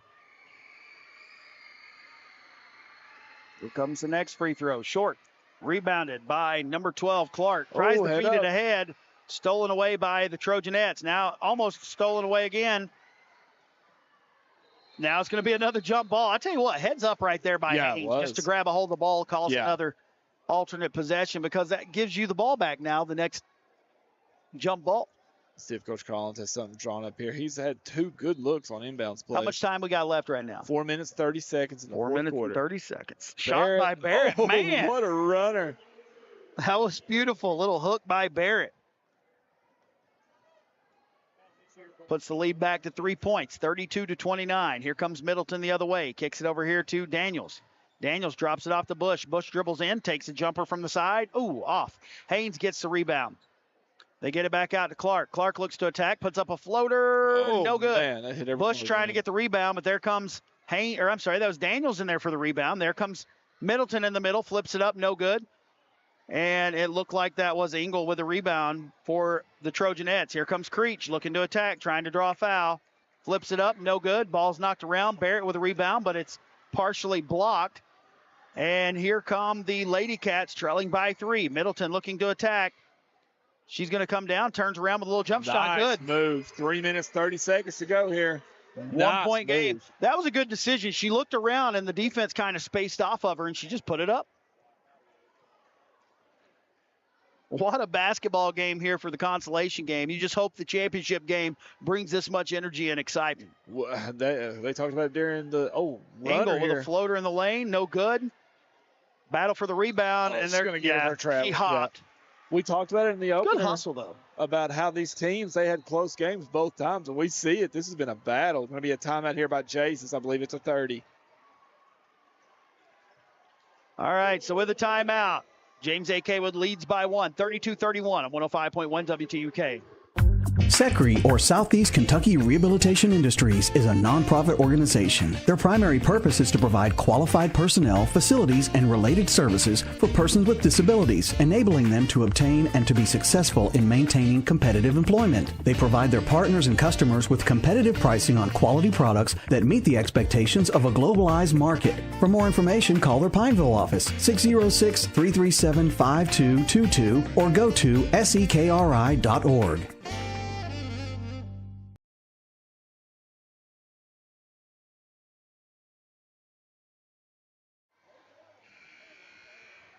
Welcome back to 105.1 WTUK. We are in the consolation game deep into the fourth quarter. James A. Kaywood leads by 1. It's been a back and forth battle this entire game. It has been a fun game, man. This is only the consolation. We have one more to go. And you know, it's all going to come down to this last 3 minutes, 13 seconds. Everett, they've really played great in the half court. They've handled the pressure, but they cannot just break through the ceiling here. It's like every time they get close, Creech gets the ball and goes the full length of the court for a layup.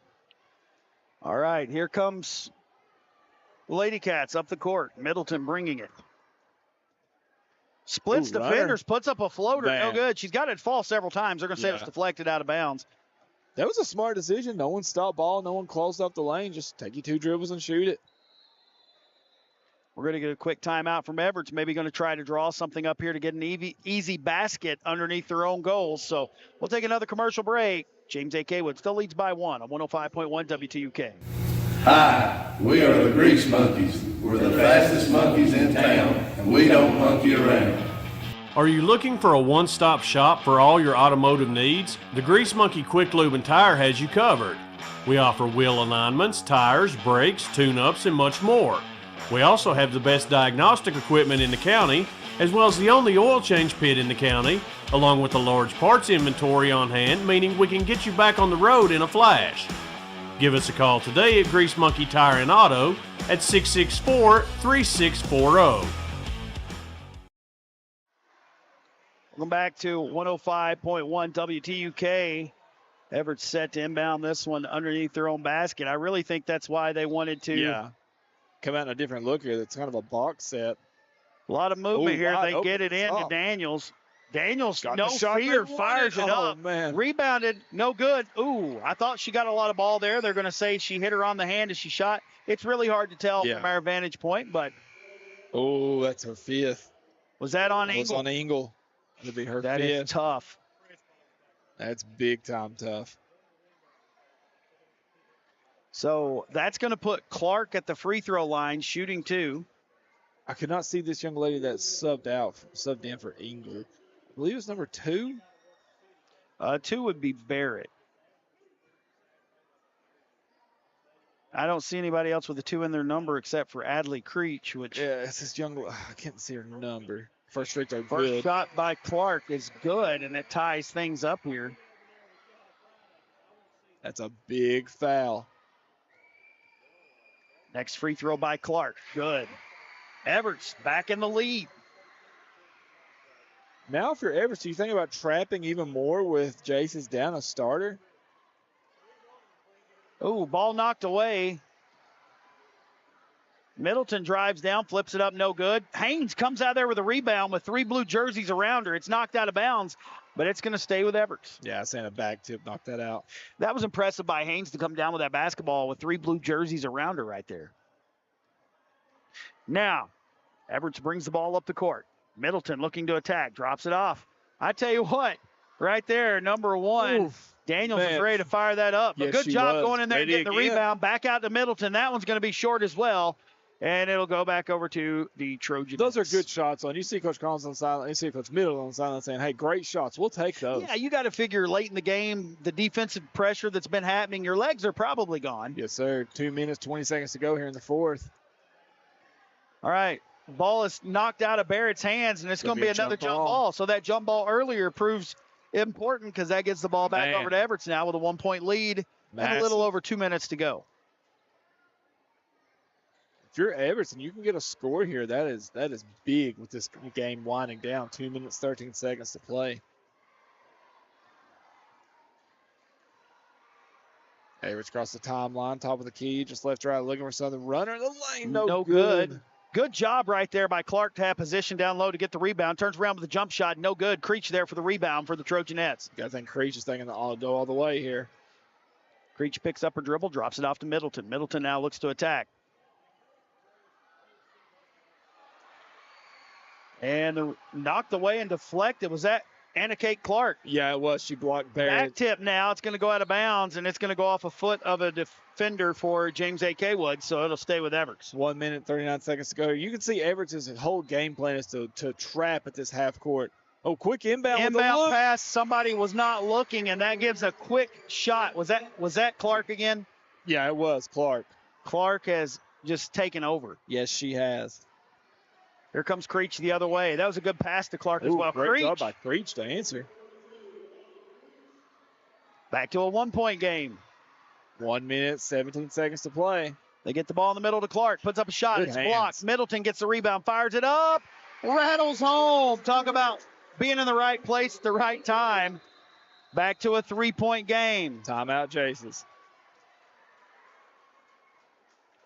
So, with About a minute to go here in the fourth quarter. Minute, 7 seconds to be exact. Everts leads 37-34 on 105.1 WTUK. Do you need new tires and want the best prices in the area? If so, you're in luck. Black Bear Tire has most major brands available like Falcon, Cooper, Michelin, or Yokohama tires.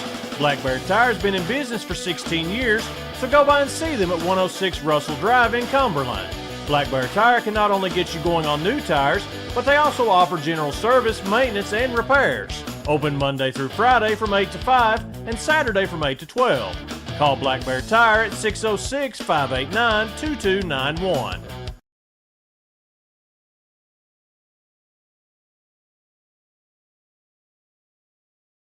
Hey, it's Travis with SKCTC Adult Education. Are you tired of where you are in life? Would you like a change? We have several programs to help with that. From GED programs to transitioning into college and even gaining your degree, we're here to help. We're located on the Cumberland and Harlan campus of Southeast Community and Technical College. Welcome back to 105.1 WTUK. So, 3-point game. Everts leads by 3. How much time did you say was left, sir? 1 minute, 7 seconds. 1 minute and 7 seconds. Now, we've seen both of these teams go on a drought and not be able to score for a while. Then we've seen them score back-to-back and really quick. So, you never know what's going to happen in this game. Trailing by 3, James A. Woods basketball. I expect Everts to trap Creature as soon as she crosses the timeline. There it is. It was probably smart. They kind of fell back into a 2-3. Creech attacks, puts it up, no good. Got her own rebound, put it back up, no good again. Rebounded by Engel, no good. And Creech puts it back up and in, and she's fouled. Great job by Creech to stay with it. Waiting to see who they call that one on. And that one's on Anna Kate Clark. That's going to be her fifth foul. Good. We just could not, Everts couldn't get the rebound right there. Yeah, fouls is playing a massive part in this game now down the stretch. So that's going to put Creech at the free throw line, can tie it up.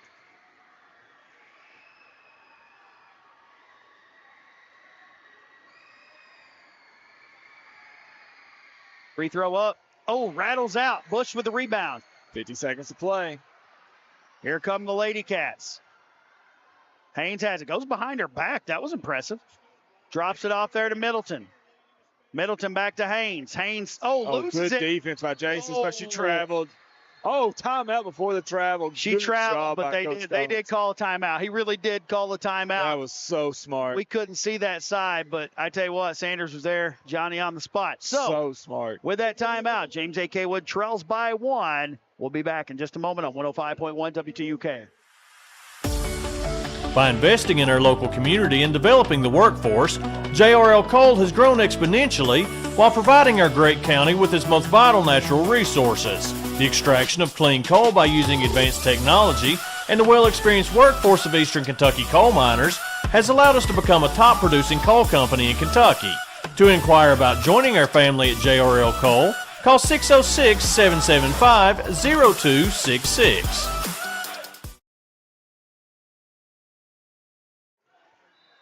Welcome back to 105.1 WTUK. Pass comes in to James A. Wood. Here comes number 35, Dean, dribbling it up. She loses it. Taken away by Bush. Bush falls, and they're going to get her for a travel there. She kind of went down and tried to protect it, but they're going to get her for a travel. It'll go back over to James A. Wood. I don't know how many timeouts Coach Collins has, but right now, I'd say he might be out because this would be the perfect time for a timeout. Ball comes into Barrett. Barrett fires it up, deflected, no good. And it's taken away in there by Everts. And they get her for a double dribble. Double dribble. She did. Another chance. It was. I know some people aren't going to agree with that, but they tried. They tripped her up and made her do a double dribble. James A.K. will get one more opportunity. They throw it into Barrett. Barrett dribbles around, gets it to Creech. Creech looks to attack, and good job by Haynes coming in there and grabbing that basketball. Possession will remain with Jesus. Man, Jesus has had. If you were the Trojanettes, you have had like 4 opportunities in a row right here. You got to make it count. Timeout by Coach Middleton for Everts. 18 seconds to play here. 18 seconds to go. Everts leads by 1 on 105.1 WTUK. In life's toughest moments, Henson and Rich Funeral Home is here for you. Guided by sincerity, pride, and a tradition of treating each family like our own, We're committed to supporting you in your time of need. Our family has been honored to serve Harlan and surrounding communities for years, growing in trust and excellence. Whether planning for the future or facing an immediate need, we're just a phone call away. Henson and Rich Funeral Home, honoring memories and embracing community. We're a tradition of heartfelt care. In a town where faith guides us and family holds us together, we're guided by a set of values it seems others have forgotten. Whether it's protecting your family's future, securing your business, or ensuring your voice is heard so justice can be served. Welcome back to 105.1 WTUK. They get it into Creech. She puts up a shot. Won't go. They're going to get a foul on Bush, and that's going to be her 5th foul, and that's going to send Creech back to the free throw line. Huge free throws. Need one. Now, it's been a bit of a struggle at the free throw line tonight for both teams. And, you know, Creech, we talked about it earlier. She has great form, and as we said, this is a young lady. You would want at the free throw line. You got to settle into this. Addie Shackelford into the game since Bush fouled out. Creech at the free throw line, trailing by 1. First free throw up. Going to be short. Needs this next one to tie it up. This next one, and then you have to rebound. If you're Everett, you have to crash the glass. Got to box out. Next free throw up. And it rolls home. We have a tie game. Here comes Middleton with the basketball. Time ticking away. Middleton attacks. Puts it up in the lane. Fouled. No good, but she got fouled. 9 seconds on the clock. That was just a heads-up play attack. Yeah, it was. Never stop ball. Fouls on number 2, Barrett. Middleton is 1 for 4 from the free throw line tonight. These are big. 9 seconds to play. Tie ball game. You need one. First one's pure. Ice water. Didn't even hesitate. I love it. And a timeout. With that timeout, 38-37. Everett has regained the lead by 1 with I don't know how many seconds left, but we'll be back in just a moment on 105.1 WTUK. Howard Heating and Air Conditioning, your authorized Amana dealer. Howard Heating and Air Conditioning specializes in heat pumps, central heating and cooling, replacement systems, and new installations. Phone 573-2944 for Howard Heating and Air Conditioning, your authorized Amana dealer. When it's time to replace your heating and cooling system, remember Howard Heating and Cooling, 573-2944. Building or remodeling, Howard Heating and Air Conditioning, 573-2944, your authorized Amana dealer.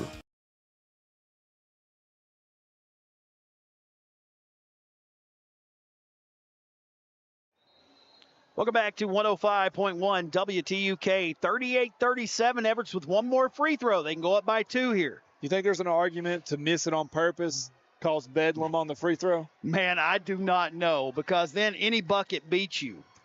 It would be a massive gamble. This game has been so fun to watch. Middleton steps up. She's like 3 feet behind the free throw line. Money. And man, I love her. The confidence to step up there in that moment. I love that. Creech with the basketball. Under 10 seconds to go here. She feeds it ahead. 6 seconds to play. Middleton bringing it up. She puts up a deep 3. And it goes off of Everett's out of bounds. Get another chance, with 2 seconds left. That's actually works out really good for Chasers. You're going to get to run an inbounds play. And we got a timeout from Everett's. 39-37. Lady Cats in the lead by 2 with 2.4 seconds to go on 105.1 WTUK. Opportunity is knocking for you at the Harlan County High School, the place to be for endless opportunities for your high school education. 107 different course offerings are available this semester, including dual credit, advanced placement, honors, college prep, general, and vocational studies. We value the arts and provide students the venue to soar to new heights. These include band, choir, drama, and many others. An extensive offering of extracurricular opportunities for all students provides academic enrichment, college preparation, and college admissions.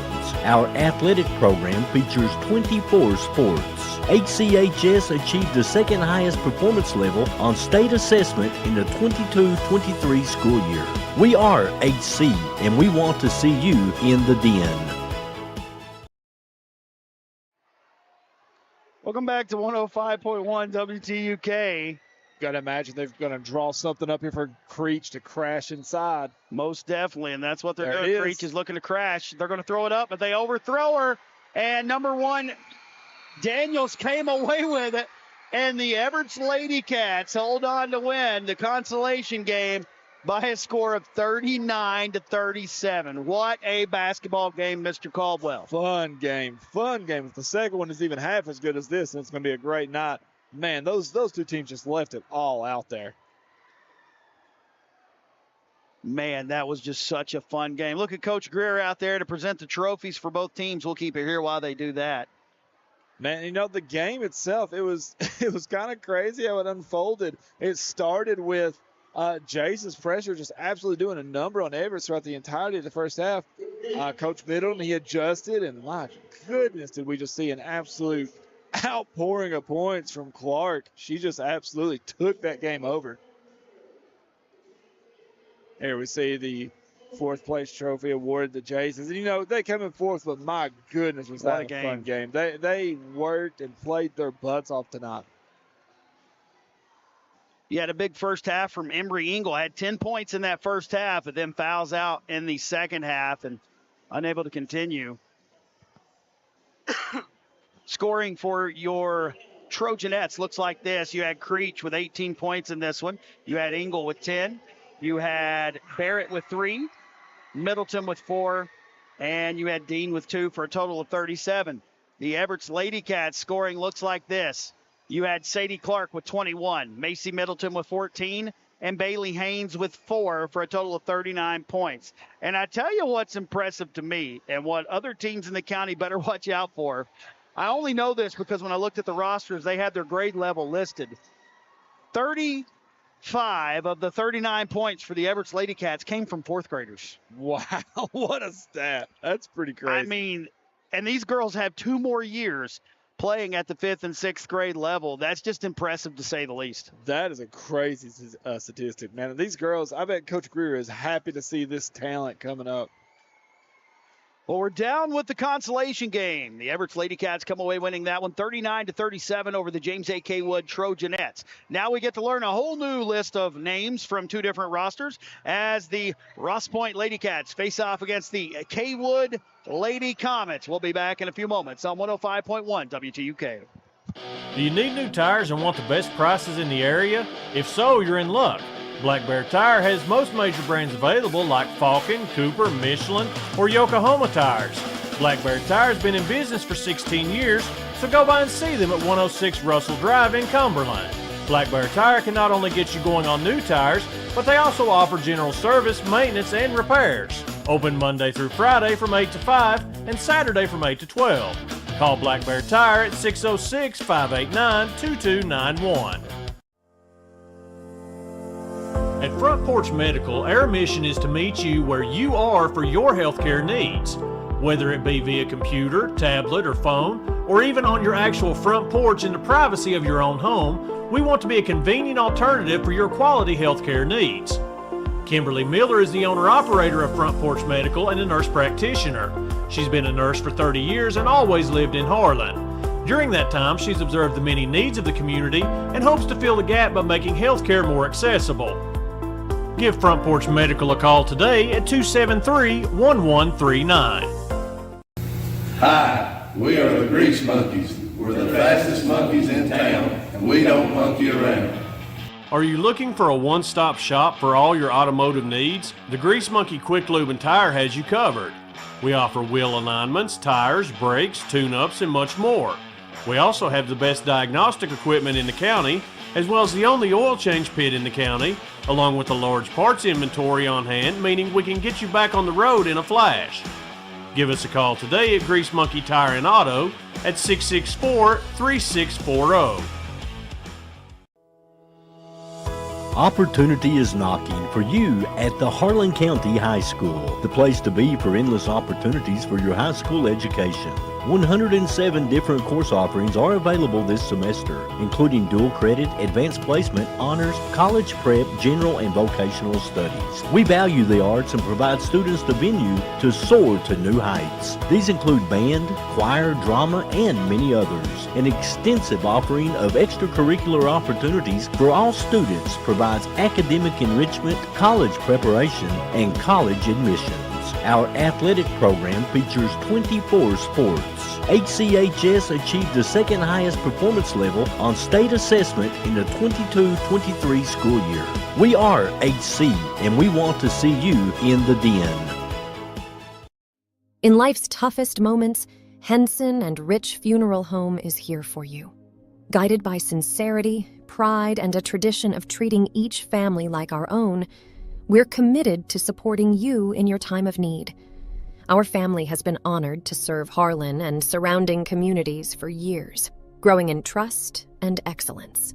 Whether planning for the future or facing an immediate need, we're just a phone call away. Henson and Rich Funeral Home, honoring memories and embracing community. We're a tradition of heartfelt care.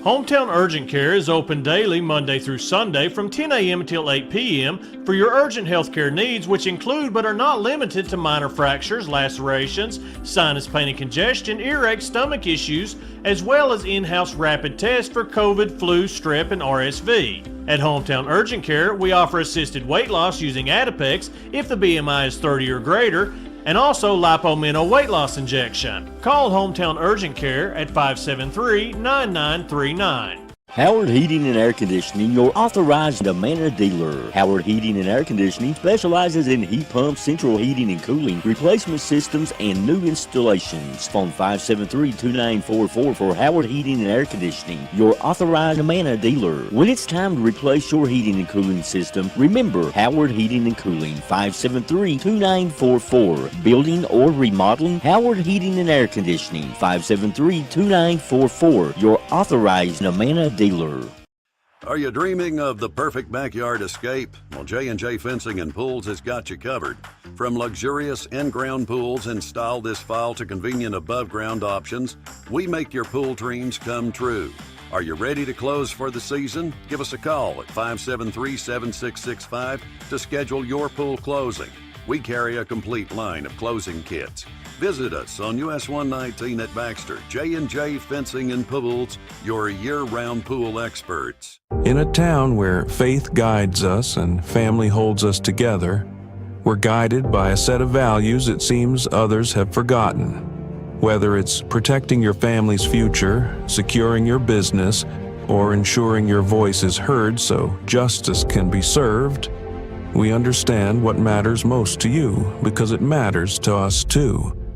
At the law office of Jordan B. Patel, we're there every step of the way. By investing in our local community and developing the workforce, JRL Coal has grown exponentially while providing our great county with its most vital natural resources. The extraction of clean coal by using advanced technology and the well-experienced workforce of Eastern Kentucky coal miners has allowed us to become a top-producing coal company in Kentucky. To inquire about joining our family at JRL Coal, call 606-775-0266. Hey, it's Travis with SKCTC Adult Education. Are you tired of where you are in life? Would you like a change? We have several programs to help with that. From GED programs to transitioning into college and even gaining your degree, we're here to help. We're located on the Cumberland and Harlan campus of Southeast Community and Technical College, and we'd love to speak with you about your new career. Stop by or give us a call at 606-589-3210. We look forward to speaking with you. SECRE, or Southeast Kentucky Rehabilitation Industries, is a nonprofit organization. Their primary purpose is to provide qualified personnel, facilities, and related services for persons with disabilities, enabling them to obtain and to be successful in maintaining competitive employment. They provide their partners and customers with competitive pricing on quality products that meet the expectations of a globalized market. For more information, call their Pineville office, 606-337-5222, or go to sekri.org. Since 1962, Harlan and surrounding areas have come to appreciate the hometown services offered at Southern Wholesale, offering everything from paint, plumbing, flooring, electrical, appliances, hardware, lumber, tools, and everything in between. You don't have to drive out of town for your home improvement needs. Southern Wholesale has it all at 2 locations to serve you, located in Harlan and Cumberland. Give them a call today at 573-4915 in Harlan and 589-5111 in Cumberland. Do you need new tires and want the best prices in the area? If so, you're in luck. Black Bear Tire has most major brands available like Falcon, Cooper, Michelin, or Yokohama tires. Black Bear Tire has been in business for 16 years, so go by and see them at 106 Russell Drive in Cumberland. Black Bear Tire can not only get you going on new tires, but they also offer general service, maintenance, and repairs. Open Monday through Friday from 8 to 5 and Saturday from 8 to 12. Call Black Bear Tire at 606-589-2291. At Front Porch Medical, our mission is to meet you where you are for your healthcare needs. Whether it be via computer, tablet, or phone, or even on your actual front porch in the privacy of your own home, we want to be a convenient alternative for your quality healthcare needs. Kimberly Miller is the owner-operator of Front Porch Medical and a nurse practitioner.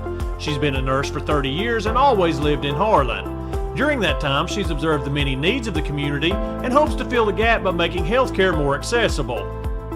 Give Front Porch Medical a call today at 273-113. 105.1 WTUK, and after a riveting consolation game between the Lady Cats of Everts and the James A. Kaywood Trojanettes, we now head to the championship game, Mr. Caldwell. Man, I hope this game is, if it's even half as fun as that first one, we're in for a great one tonight. And, you know, it kind of tees up to be a good game. Talking to people about those two teams, Kaywood did win both contests 33-30 and then 33-29. You know, these are two teams that we're watching them warm up. They look like they're going to match up fairly well. It looks like Ross Point's got the height advantage, so I'd imagine Kaywood's going to do a lot of pressing.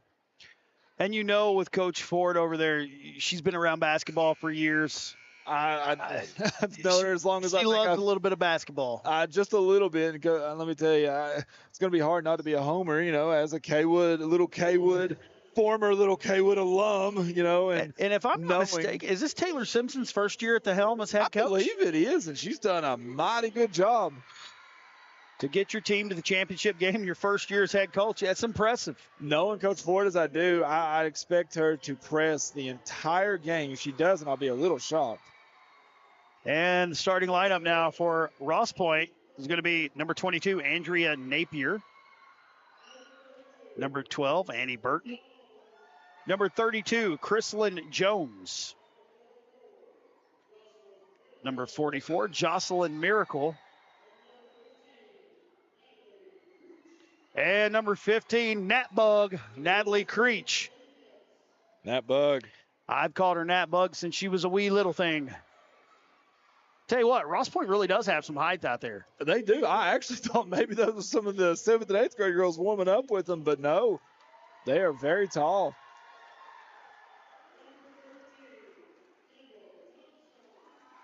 Starting lineup for Kaywood looks like this. Number 13, Campbell Thompson. Number 4, Katie Napier. Number 22, Bella Ford. Number 23, Addie Cochran. And number 5, Natalie Charles. And we are set to get underway here. Got their own little Nat Bug, Natalie Charles.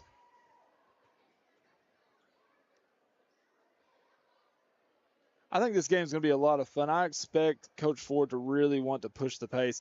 I don't think I've ever seen her coach a team where they don't try to get up and down the floor. I have not got the opportunity to watch the Ross Point Lady Wildcats. Is Lady Cats or Lady Wildcats?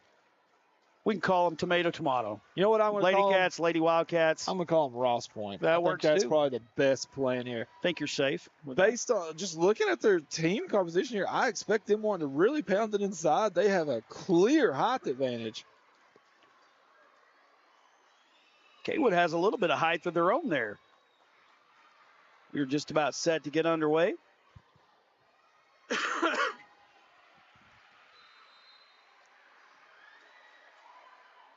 Ball is controlled by Ross Point. They kick it ahead there to Good number 12, defense. Burton, knocked out of bounds. It'll stay with Ross Point. Great defense by Kaywood there. There's a wide difference of shoe colors on this court. Ball comes in, knocked away by Kaywood. Burton Good tried. No, I'm hustle. sorry. That was Charles. Napier trying to pick it back up. Man, what great hustle by Charles. Charles did a great job causing the jump ball.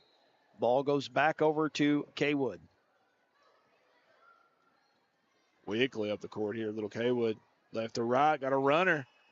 Thompson takes it in. It's deflected out of bounds. It'll stay here with Kaywood. That was really good defense by Napier. Hands high, all ball. Did not get into her body.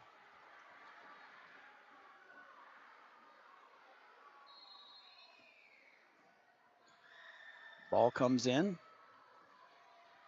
Quick three on the way. No good. Rebounded in there by Ross Point. That was a good rebound right there. It was. By number 44, Miracle. Good box out, controlled the rebound. Ooh, wide pass. Going to be a turnover. Going Kaywood's way. Back over to Kaywood.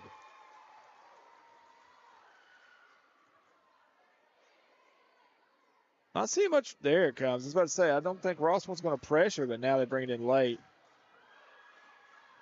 Controlled by Kaywood across the timeline, right to left crossover. Good little dump pass down to Charles. Is going to be barked out of bounds.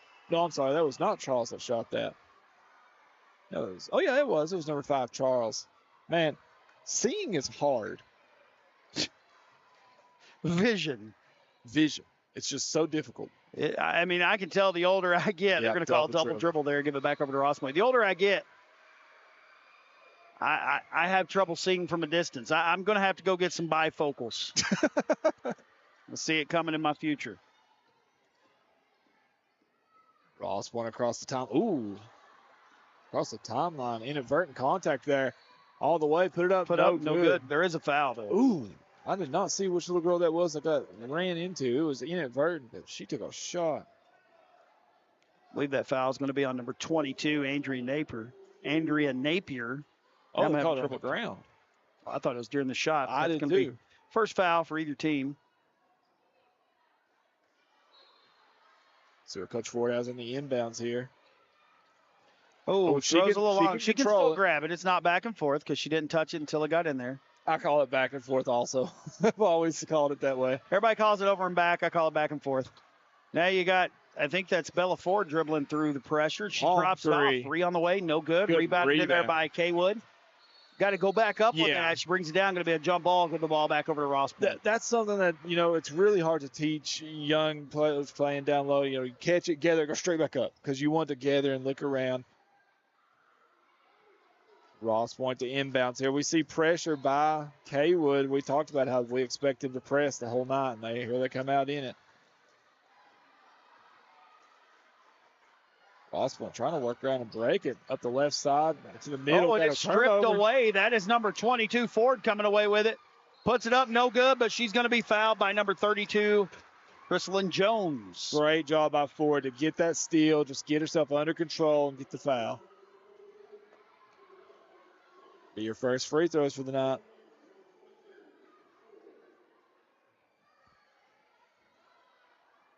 Four minutes, 30 seconds to go here in the first quarter. First free throw on the way, no good. Still remains 0-0. How much time did you say was left? I don't know. I was watching you make fun of me. I didn't see it. But to answer you, it's 4 minutes, 30 seconds to go. No points yet. Bella Ford looking to change things here. Free throw is up and good. First points of the evening go to the Lady Comets, 1-0. Still in this pressure. Ross Point working the ball up the floor. Good trap right there by Kaywood. It really was. And that's what Ford's going to do, man. I'm telling you. It doesn't matter what team she coaches, they're going to trap and press all night long. 3 on the way. Ooh, man, that looked good. Oh, good hustle. Tried to save it in bounds. It'll stay with Kaywood. That was really good hustle, though, by Miracle. See some token pressure by Ross Point. To get the ball in there. I think they're just trying to keep it out of Ford's hands, and they're going to make number 13, Thompson, bring it up. Drives down, flips it up off the glass. That was number 23, Addie Cochran. Stolen back away. Kaywood still has it. Battle for the rebound. Everybody fighting for it, but I do say. Oh, okay. I don't know what he called. I'm not sure either. Did he call a foul or? I have no clue. I mean, he was holding both fists, but I don't see a 0-0. Think we're going to have a timeout here. We'll try to figure out what was called, but it's 1-0. Kaywood on 105.1 WTUK. Are you dreaming of the perfect backyard escape? Well, J&J Fencing and Pools has got you covered. From luxurious in-ground pools installed this fall to convenient above-ground options, we make your pool dreams come true. Are you ready to close for the season? Give us a call at 573-7665 to schedule your pool closing. We carry a complete line of closing kits. Visit us on US 119 at Baxter. J&J Fencing and Pools, your year-round pool experts. It's funny because you were getting into it. You were going to town with the calls. Welcome back to 105.1 WTUK. Live in the championship game. Michael Scott's got to give me a little better warning before we come back there. Hashing it out with Josh over here. Here comes Ross Point trying to beat this pressure. Back tip. Little back tip, and that was a nice back tip. Was that Cochran with that back tip? Yeah, it was, man. You got to be ready for those, especially at this level. They are all Ford picks it up. Oh, nice. Oh, pick. Stolen away. Was that Creech that stole that? Yeah, it was. Great pick by Creech. And they're going to get a body foul right there. Great on play number by 13. Creech. It'll be on Campbell Thompson. Folks, we still didn't really figure out what happened before we went to the break. I don't think they called a foul on anybody. If they did, they didn't notify anyone. So I guess they just called it. They Ross may have called way. a jump ball. Yeah, I don't know. We're honestly not sure. Ball comes in here. They throw it in the middle. Nice dribble. Puts it in. Oh, nope. Puts it up. No good. Puts it back up. Nice job sticking with it there by Jones. Puts Ross Point in the lead by 1. You've got to box out, especially with this height. Here comes Kaywood. Lady Comets on the attack. That's number 13, Thompson, bringing it up. She's going to look to drive in. Puts up a floater. No good. Rebounded. Battle for the rebound. And now it's knocked away again. Kaywood comes back up with it. Way to stick with it right there. And that's number 13, Thompson, putting it in. Ford kind of knocked it away. Just stayed with the play. Ooh, long cross-court pass. Jumper on the way, no good. Rebounded in there by 44, no good. That was a nice rebound in there. Way to be with it. Yeah, it was. You want to get that one if you're Ross Point. Oh, nice dribble. Comes Cochran. She puts it up, no good. She's going to be fouled. Now, something I noticed after Ross Point made that last basket, Coach Ford may want to remind her inbound down there that you can run that baseline. Because I feel like they stayed kind of stationary. You know what I mean? Yeah, that's a good point, too. And, you can tell that Ross Point's game plan is to kind of face guard Cochran the whole game, whole way up. First free throw, Banks home. Who's this last foul on, Mr. Lawson? That foul, I do believe, was on number 12, Burton. Okay. I'm missing one foul. I have one on Burton and one on Jones. There was also one on Napier earlier. Gotcha. Next free throw, rattles around, comes out. Ooh. Good job getting in there and getting the rebound. The rebound. But Ross Point stripped it away, and it went off the offer foot. Kaywood player, and it'll go back over to Ross Point. 2 minutes, 42 seconds to play here in the first quarter. Kaywood still in this full court pressure. Full court pass up ahead to Creech. Yeah. She tried to, no, that wasn't Creech. That was number 11, Blakely Snelling. Like I said, we will get some calls wrong until we learn all the players again. Here comes Kaywood the other way, back tip. And it's going to roll all the way forward, and they saved it, and it's picked up by Charles, but it goes out of bounds again, back over to Ross Point. I love grade school sports. There's little kids running on the court, just absolute bedlam. Hey, what about these student sections for both teams, man? They're getting into the awesome. game. Number 12, Burton, set to throw it in. They get it ahead. Little floater in the lane, no good. Number 44, Miracle there for the rebound, puts it up, no good. Gets her own rebound again, but what hustle down there by Kaywood trying to stick with it. Yeah, you know, got to box her out. You Miracle have to using her box her out. size to her advantage. She's got the height, and she's using it. She's doing a good job keeping the ball up, but they were able to get a hold of it there. I'd say Coach Greer likes to see that because you are just got to teach her to go straight back up with that, and she will be a weapon. Ball comes in. 4-2 right now. Kaywood up by 2. Ball saved back in. Stolen away, but back tipped. Luckily, Miracle there. 2 minutes to play here in the first. They throw it over. Napier fires up a 3. Nope, they're calling it a 2. So it's 2. Yeah. Ties it back up. 4 apiece now. And they throw the ball in there. That is Thompson that gets it. Thompson just kind of dribbles down around everybody. They got a 3-on-2. Thompson floats it. Oof. No good. Out of bounds. Go back over to Ross Point. Unless they say it was tipped. I didn't see what they called. I'm waiting. I don't think they called a tip, though. We do have a substitution in the game. I didn't see anybody point either direction, so I wasn't 100% sure. We have number 24 into the game for Ross Point.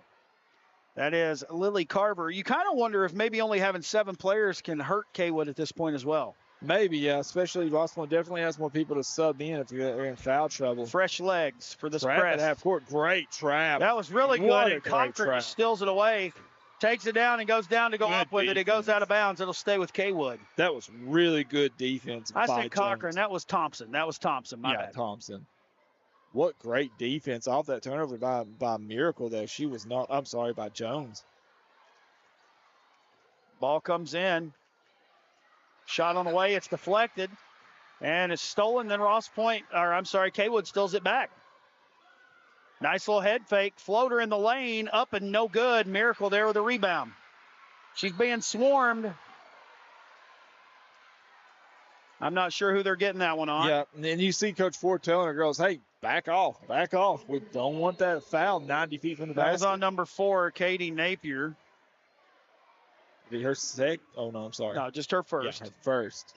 Wrong name. Well, that's one thing. You cannot get into foul trouble if you're Kaywood.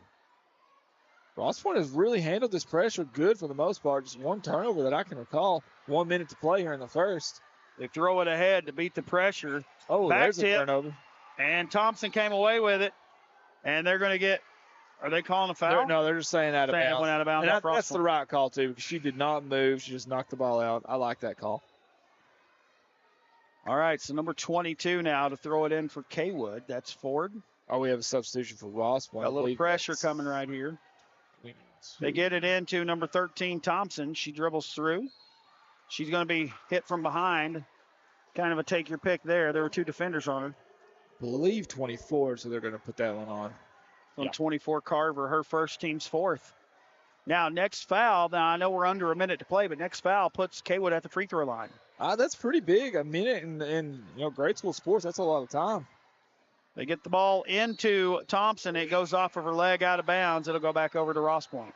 And, she's saying that she's being pushed. I think that's good defense, though. She was moving her feet. She was entitled to her space as the defender.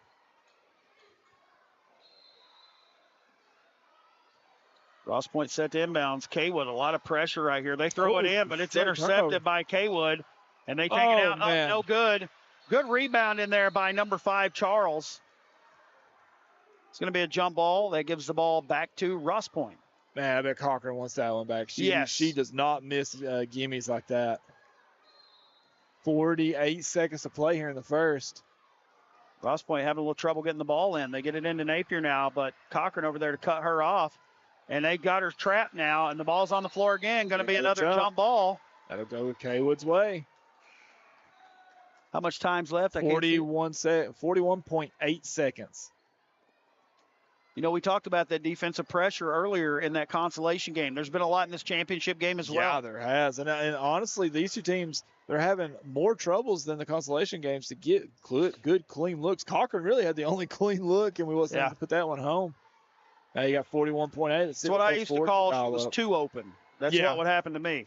Yeah, same here. It didn't really matter. Cochran flips it over here. Tries to force in a shot there, does Thompson. I don't know what they're going to call here. All travel. She did. She took off. She took off before she dribbled. Thompson's being very aggressive. Very aggressive. She was trying to draw a foul there, I do believe. Yeah, she's not been able to get to the line, but she's being very aggressive trying to attack. No, not Ball the inbounds comes play. in. Bella Ford with it, flips it up. Will not Great go. inbounds play. She's going to be fouled. I'm not sure who they're calling that one on. It'll be on Natalie Creech. It's her first, team's fifth. That's going to send Bella Ford to the free throw line. She's 1 of 2. 28 seconds to play here in the first.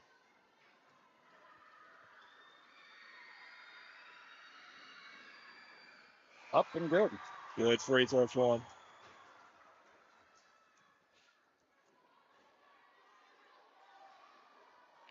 Gives Kaywood the 1-point advantage now. 28 seconds to play. Looking to make it free 2. throws. High arcing shot, man. no good. Rebounded by Miracle. She's trying to find someone to get it to, and she can't find anyone to get it to. Finally, Creech gets it from her. It's knocked out of bounds. It's going to stay with Ross Point. Yeah, and you got to go to, your post player whenever they make big rebounds like that. She did a great job to rebound it and hold it high and wait for someone to come to her. Nobody ever got to the ball. They get the ball in to number 12, Burt, and she dribbles across the timeline. 17 seconds Gives to it play. back to Natalie Creech. Natalie Creech takes it down, Good pass drops off to by Napier. Creech. Napier fires up 3. Ooh, good shot. Here comes Cochran with it. 5 seconds. Good Feeds pass. it ahead. Travel. Oh, yeah, they're going to get her for a walk there. She got herself a little too far under Yeah. off the catch. I can't believe that ball got through. That to be was a good honest. pass. That was a good pass. Ross Point set to inbound. 3 seconds to play. Get the 2, ball in 1, the and a Napier. heave. Good defense. Good job just cutting her off, not allowing her to get a shot. And after 1 in the championship game, Kaywood leads 5-4 on 105.1 WTUK. At Front Porch Medical, our mission is to meet you where you are for your healthcare needs. Whether it be via computer, tablet, or phone, or even on your actual front porch in the privacy of your own home, we want to be a convenient alternative for your quality healthcare needs. Kimberly Miller is the owner-operator of Front Porch Medical and a nurse practitioner. She's been a nurse for 30 years and always lived in Harlan. During that time, she's observed the many needs of the community and hopes to fill the gap by making healthcare more accessible. Give Front Porch Medical a call today at 273-1139. Hey, it's Travis with SKCTC Adult Education. Are you tired of where you are in life? Would you like a change? We have several programs to help with that. From GED programs to transitioning into college and even gaining your degree, we're here to help. We're located on the Cumberland and Harlan campus of Southeast Community and Technical College, and we'd love to speak with you about your new career. Stop by or give us a call at 606-589-321. With that warning from Michael Scott, we are back on 105.1 WTUK. At least he gave us a heads up that time, and we weren't mid-conversation as we came back. That sounded like the storm warning that we got. Kaywood is in the lead. Oh, we have too much fun doing this. We should just use his voice for the thunderstorm warning instead of that horn that they play whenever there's going to be a severe thunderstorm. I'm telling you, it'd be more effective. That mouth. He's got it for sure. Ross Point to inbounds here. They get it over to. Oh, good look. Nice little jumper man. right there from Jones, just a little short, and Kaywood comes away with it going the other way. Ross Point's had 3 really good shots in a row, just can't put them home. Long 3. Oh, man. Who was that shot? That's Buckets, number 22. That's Bella Ford, man. That's huge. Makes it an 8-4 lead now. I did not see what happened down here under the goal. Did they just call a foul on Ford? I believe they did. Yeah, they did. I guess Ford was trying to go for a steal, and they got her for a foul. That'll be her first. Ross Point to inbound. Oh, poked away. Going to be a jump ball. Did you say they called that last foul number 4 for Kaywood? Ford for number Ford. They picked her up for a foul underneath Ross Point's basket. I didn't see what happened. I think she tried to poke the ball away on the inbounds, but they got her for a foul. Now turnover, Ross Point going Kaywood's way. Wide open, top of the key. Oh, and no, it's stuck. Got a wedgie. I've heard it called many things. I don't think I've ever heard it called a wedgie. You've never heard it called a wedgie? No, that's not the kind of wedgies. Oh, my gosh. And the barking in the background is Michael Scott. I can't believe you've never heard it called a wedgie before. Everybody calls it a wedgie. It must be a Caldwell thing. No, it's a wedgie. No, You ever heard it called a wedgie? It's a wedgie. You guys are just uninformed and uneducated. It's a wedgie. How many sitting up here with us have ever heard it called a wedgie? It's 4-1. You're the only one raising your hand, Josh. I'm sorry. You guys are wrong. I'm right. Jump ball possession off the wedgie gives the ball back to Ross Point. It's knocked out of bounds, and it'll stay with Ross Point now. This pressure is causing Ross Point some problems. It really is. And we talked about it in the opener. Coach Ford, she's done this with every team she's ever had. She will always bring pressure and trap you at the half line. Now they get a trap, but they get it down there to Miracle. Nice big Miracle dribbles in, puts it up and in, and she's fouled. Miracle. They're saying it was on the floor before she spun. I can see that argument. Yeah, on the turn. Yeah, I can see that on the turn. But, man, what a great play by That was her. a nice move by Miracle. Good body control. Called it, quick turn, power dribble, go up. I didn't see who they called the foul on, though. Number 4. So that'll be her second. That's Napier's second. Ross Point gets a shot off. No good. Ross Point also, Kaywood with 2 team fouls early into this quarter. Okay, Stephen Ray just let me know it's a Kaywood thing, so. Oh, okay, that makes sense. That helps me. Oh, Cocker just in and rimmed out. That hit every part of the rim except going through. And Ross Point with a rebound. Here they come the other way. Stolen away, but they're going to get her for steps there. That was a good steal by Charles. Ross Point's had that a few times tonight where they'll get a steal, they'll be on a fast break, and then just steps to derail it.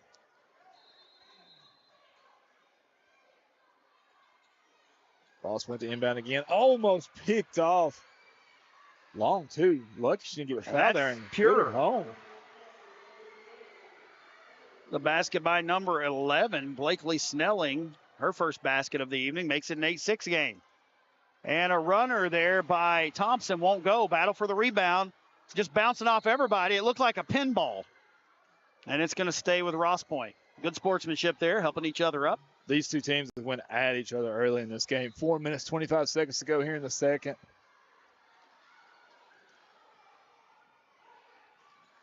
Ooh, good defense by Kaywood again. And it's going to be a jump ball. It's going to be another jump ball. That'll give the ball back over to Kaywood if the possession arrow is correct, and I do believe it is. There was an argument to not get over there on her and see if she would travel to move around on her knees. But, if you know you have the possession arrow, then it all works out.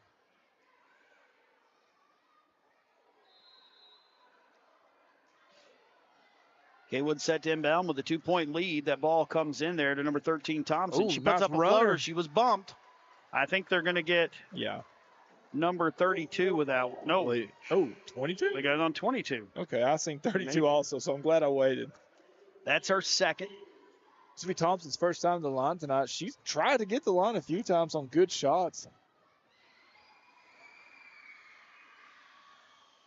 Free throw up by Thompson's good. And that's why she is a very good free throw shooter. You can kind of tell when people are good free throw shooters, usually by the first one. It's kind of like when people watch, Michael Scott shoot. There's like, man, he must be really good at something else. Checkers is he Checkers. Next shot on the way. Short. It's going to be short. What are they calling there? It hit the front of the rim, did it not? Why'd they call that dead? I think it may have been inadvertent. They didn't think it was going to hit, but it hit. Maybe Ross Point had possession. I don't know what was called but there. it hit. I watched it. Ball comes into Ross Point. Here they go trying to beat the pressure. Good job trying to cut her off, but that's going to be a foul on number 13, Campbell Thompson. That's going to be her second now. She was just late to the spot. Team's third. Campbell doesn't like that call, but she was. She was just late to the spot there. It's only her second. Maybe she came across the line too quick after the free throw. Yeah, that might have been what the call was. She did have a lot of arc on that shot, so Ross Point gets it in the front court over on the right side. Dribbles down. Shot. Looked good, but doesn't go. Gets her own rebound. Puts it back up. No good. Gets the rebound again. That was Jones in there for the rebound. Puts it up. No good, but she's going to head to the free throw line. Great job staying with it for Jones. That foul's now on number 22, Bella Ford. That's her second. So you got 3 players now with 2 fouls apiece. You got to be careful if you're Kaywood here. Oh, it's a lane violation. Free throw up? Yeah. It's no good, so yeah, they'll get 2 more shots now. No, I believe that was Ross Point lane violation. Oh, was 40, it? Yeah. 44 Miracle. She was just going to talk to her coach, and she didn't realize that her player had already caught the ball. So you have 1 shot here, 4 minutes to go in the second. Puts it up off the front of the rim. Rebounded by Kaywood. Here come the Lady Comets. Pass ahead. Pass. I don't know how she got it through there. She drops it back off there. in the lane, goes to put up a shot. That was Ford, and she's going to be fouled. From this angle, that looked all ball, but I was not on it, and we're having trouble seeing numbers, so I'm going to adhere to the referee's call. I'm just believing everything that happens tonight because I can't see anything from up here.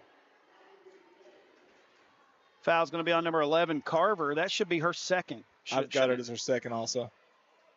So they've only got one on the board, but Bella Ford, first shot up, short. Still 9-6, Kaywood in the lead. I'm so happy Stephen Ray reached out to you and explained to you it's a Kaywood thing. And that's a completely normal Kaywood term. Oh, Round good put, rebound. we just call it a jump ball. That's a good rebound. It's going to end up being a jump ball, though. It's going to get possession back to Ross Point. Yeah, that was a great rebound by number 2 for Ross Point. I don't have that young lady's name. Do you have that on your Number side? 2, that is Morgan Belcher. She just went up and got that rebound. 3 minutes, Jones 40 bringing it seconds up. to play. Loses the ball, and that is number 13, Thompson, coming away with it, looking to attack. Drops it off, puts up a shot over there, does Ford, no good, and Ross Point comes away with a rebound. Belcher has it, kicks it ahead to Jones. Jones now looking to give it ahead, throws it a little too far, and Miracle has to run it down in the corner. They get her trapped. They get it over. Oh, and it's blocked and almost stolen away, but heads-up play right there by number 24, Carver, to stay with it, and it's going to stay here with Ross Point. Great job hustling from both teams there. We do have number 12? Believe it is. Checking in for Ross Point here. I don't have my binoculars out. I cannot tell you. We have number 12, Burton, checking in for Ross Point. That's the turnover here. Going to go Kaywood's way. Long pass, Thompson. And I tell you what, that was a good job by number 44, Miracle, to stay straight up. I don't know who they're going to call on that one. Let's see where they call that at. We're going to call it on 44. They did call it on 44. That maybe he's seen that she got there a step late. Like I said, I'm in the crow's nest, so I can't judge. But I thought she got there too, if I'm honest. First free throw up, no good. Thompson was 1 for 2 before that point. Now she's 1 for 3 if I can do math right. Good job. Thank you. I would give you a sticker, but I don't have them. Next free throw up and good. She's got to be careful about jumping over that lane. That's a good point. Did they cancel that point? They may have because of it. I think they did. They waved it off because she's getting across that line a little too quick. And that's the right call. Like that would, I know that's frustrating for Coach Ford, but that is the right call. Like she was over the line. So it remains 9-6, and Ross Point bringing it up. They throw it ahead. Carver with a shot, going to bounce around. Miracle there with the rebound, puts it up, no good. Battling there for the rebound again. Another jump ball possession, going to give it back over to Kaywood. 3 minutes to play here in the second. Kaywood ball. Oh, good inbound. Ross Point about knocks it away. It almost went off of Kaywood, but they looks like it's knocked around again. Ross Point going to run it down. Good job by Miracle to cover it up, get another jump ball, gives it right back over to Ross Point. Man, great job by Miracle. She just made a play. She come all the way from the baseline all the way up to get on that ball. Thompson, man, she ran chest first. I hope she's okay. Tell you what, these girls give it their all out there. Yeah, you can tell this is a championship game. She went to dive on that. I hope she's okay. They're called a timeout, I do believe, here. Is it? It might be. I can't tell if it's an injury timeout or an actual timeout. I think it's just an injury. Yeah, it is. They're just subbing in. So Thompson's going to take a seat for a second. God love her, man. That was a hard hit. Still 9-6. Ross Point basketball here. They'll take it out here at the half court stripe. 2 minutes, 49 seconds to go here in the second.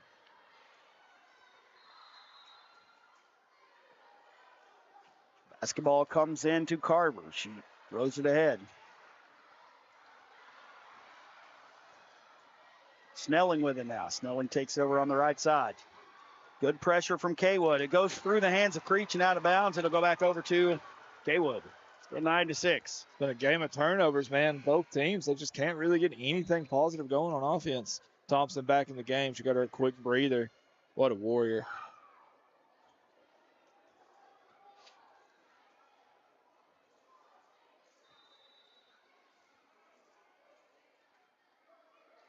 going to be a timeout here. I did not see which team took it. I believe it was So with Kaywood. that timeout, it's 9-6. Kaywood in the lead here in the second quarter of the championship game on 105.1 WTUK.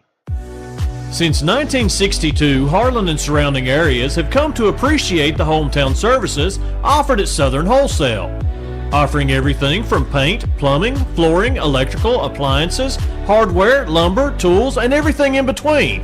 You don't have to drive out of town for your home improvement needs. Southern Wholesale has it all at 2 locations to serve you, located in Harlan and Cumberland.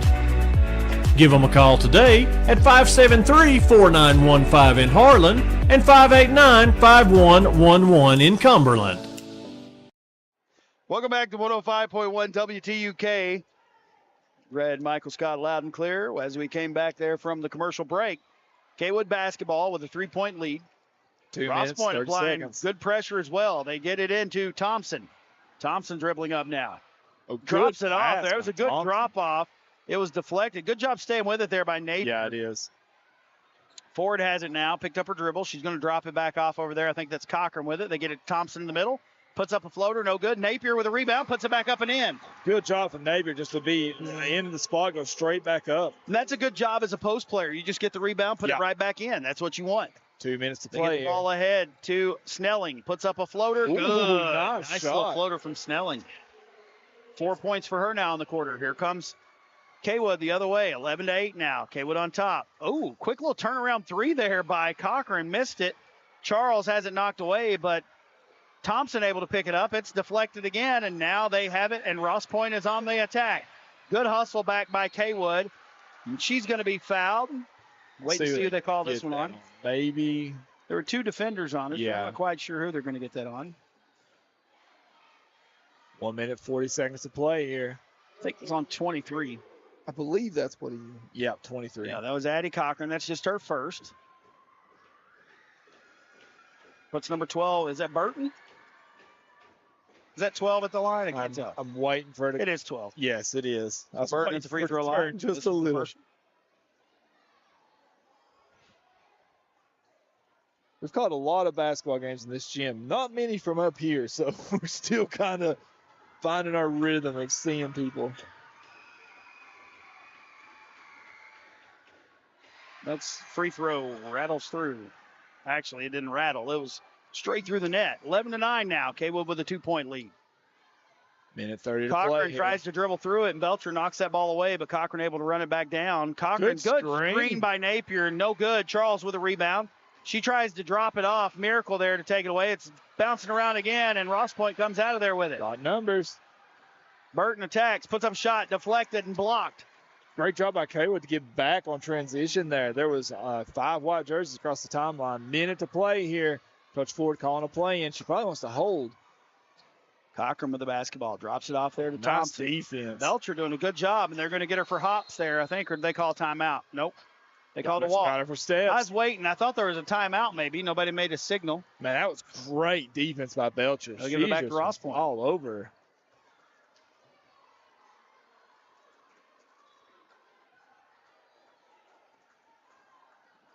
.58 seconds to play in the quarter. Oh, almost a turnover at the half-court Deflected. line. It's still being bounced around. I think that's Cochran that came out of there with it. Knocked away again. Belcher's just been a menace on defense. It's been the game of back tips and defense. That's Belcher's almost her 3rd steal of the half. And wedgies. Don't forget the wedgies. Wedgies. That is a basketball term. It's on the internet. Oh, that makes it true because it's on the internet. Ford throws it over to Thompson. They're going to call it jump ball. That should give it back over to Kaywood. Yeah. Well, we're calling it that from now on, whether it was on there or not. Good, because that's the right term. That is a term of basketball. It's in the scorebook.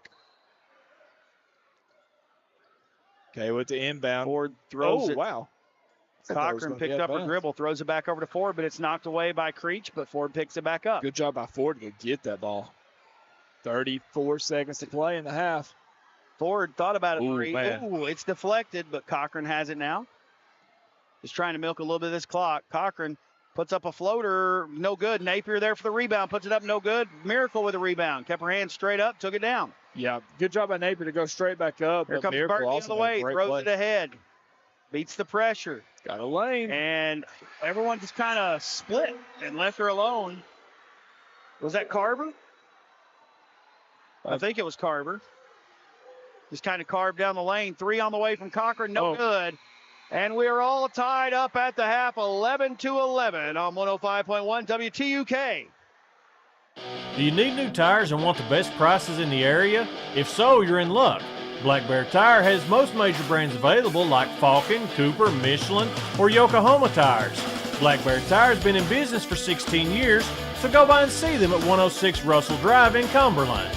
Black Bear Tire can not only get you going on new tires, but they also offer general service, maintenance, and repairs. Open Monday through Friday from 8 to 5 and Saturday from 8 to 12. Call Black Bear Tire at 606-589-2291. At Front Porch Medical, our mission is to meet you where you are for your healthcare needs. Whether it be via computer, tablet, or phone, or even on your actual front porch in the privacy of your own home, we want to be a convenient alternative for your quality healthcare needs. Kimberly Miller is the owner-operator of Front Porch Medical and a nurse practitioner. She's been a nurse for 30 years and always lived in Harlan. During that time, she's observed the many needs of the community and hopes to fill the gap by making healthcare more accessible. Give Front Porch Medical a call today at 273-1139. Hi, we are the Grease Monkeys. We're the fastest monkeys in town, and we don't monkey around. Are you looking for a one-stop shop for all your automotive needs? The Grease Monkey Quick Lube and Tire has you covered. We offer wheel alignments, tires, brakes, tune-ups, and much more. We also have the best diagnostic equipment in the county, as well as the only oil change pit in the county, along with a large parts inventory on hand, meaning we can get you back on the road in a flash. Give us a call today at Grease Monkey Tire and Auto at 664-3640.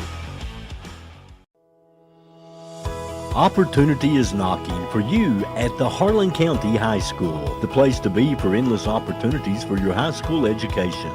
107 different course offerings are available this semester, including dual credit, advanced placement, honors, college prep, general, and vocational studies. We value the arts and provide students the venue to soar to new heights. These include band, choir, drama, and many others. An extensive offering of extracurricular opportunities for all students provides academic enrichment, college preparation, and college admissions. Our athletic program features 24 sports. HCHS achieved the second highest performance level on state assessment in the 22-23 school year. We are HC, and we want to see you in the den. In life's toughest moments, Henson and Rich Funeral Home is here for you. Guided by sincerity, pride, and a tradition of treating each family like our own, we're committed to supporting you in your time of need. Our family has been honored to serve Harlan and surrounding communities for years, growing in trust and excellence. Whether planning for the future or facing an immediate need, we're just a phone call away. Henson and Rich Funeral Home, honoring memories and embracing community. We're a tradition of heartfelt care.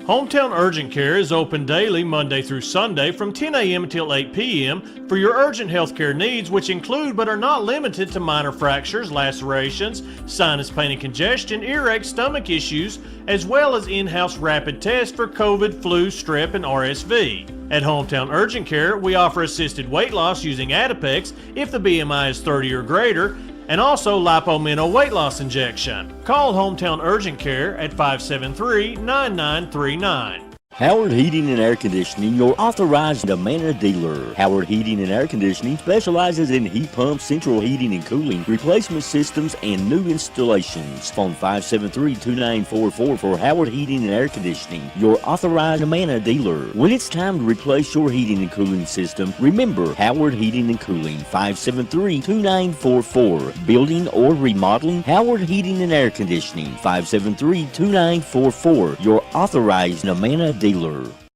Are you dreaming of the perfect backyard escape? Well, J&J Fencing and Pools has got you covered. From luxurious in-ground pools installed this fall to convenient above-ground options, we make your pool dreams come true. Are you ready to close for the season? Give us a call at 573-7665 to schedule your pool closing. We carry a complete line of closing kits.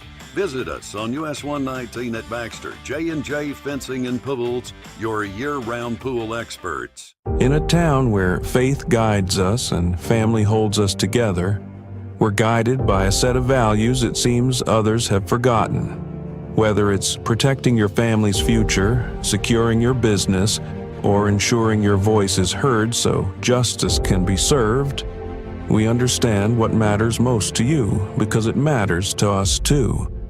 At the law office of Jordan B. Patel, we're there every step of the way.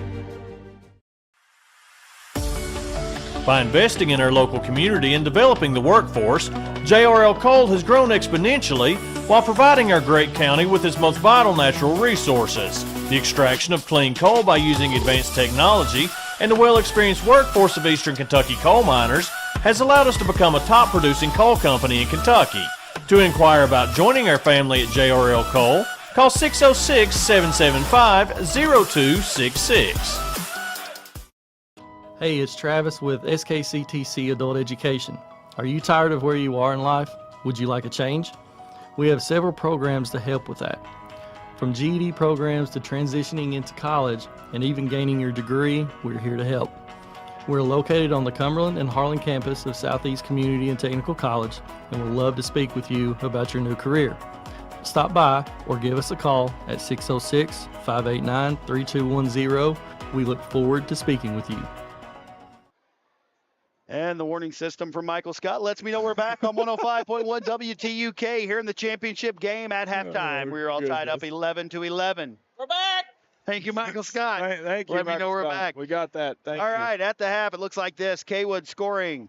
Campbell Thompson with 3 points. Bella Ford with 5. Addie Cochran with 1. And Katie Napier with 2. For Ross Point, 2 points for Andrea Napier. 1 point for Annie Burton. 2 points for Chrislyn Jones. 4 points for Blakely Snelling. And 2 points for Lily Carver. You know, we talked about it in the opener that, Coach Ford especially was going to look to press the whole game. Really, nothing easy has come either way for Ross Point. Both teams, a lot of defense. They've come in with a great game plan, both sides. There's been nothing easy. You're looking at an 11-up affair here going into the second half. I really think it's going to come down to whoever gets the cleanest looks, wins the free throw battle. And I know you could say that's every basketball game in the history of time. Yeah, I agree. But this game especially in grade school sports, you see a lot of jump balls. You see a lot of little back tips. You see a lot of turnovers, basically. I think whoever gets the cleanest looks in this half will come away with a W. And I think both teams are going to have to take advantage of foul shots when you get them. You're going to have to hit your foul shots because I think a lot of points were left on the board right there by not hitting foul shots in that first half. Yeah, and honestly, they look good. Like these young girls, you can tell they've put in work. Their coaches have worked with them. They have great forms. They're just front rimming, a little bit of a back rim here or there. And you got to think that's probably due to the gym. A lot of that, you talked about in the opener, how the backdrop is a little more spaced out. That's really jarring for a kid that's used to having a solid white wall behind each basketball goal. That's really difficult to get used to not having anything there. We're just about set to get underway here in the second half. It'll be Ross Point's ball to start? Yeah.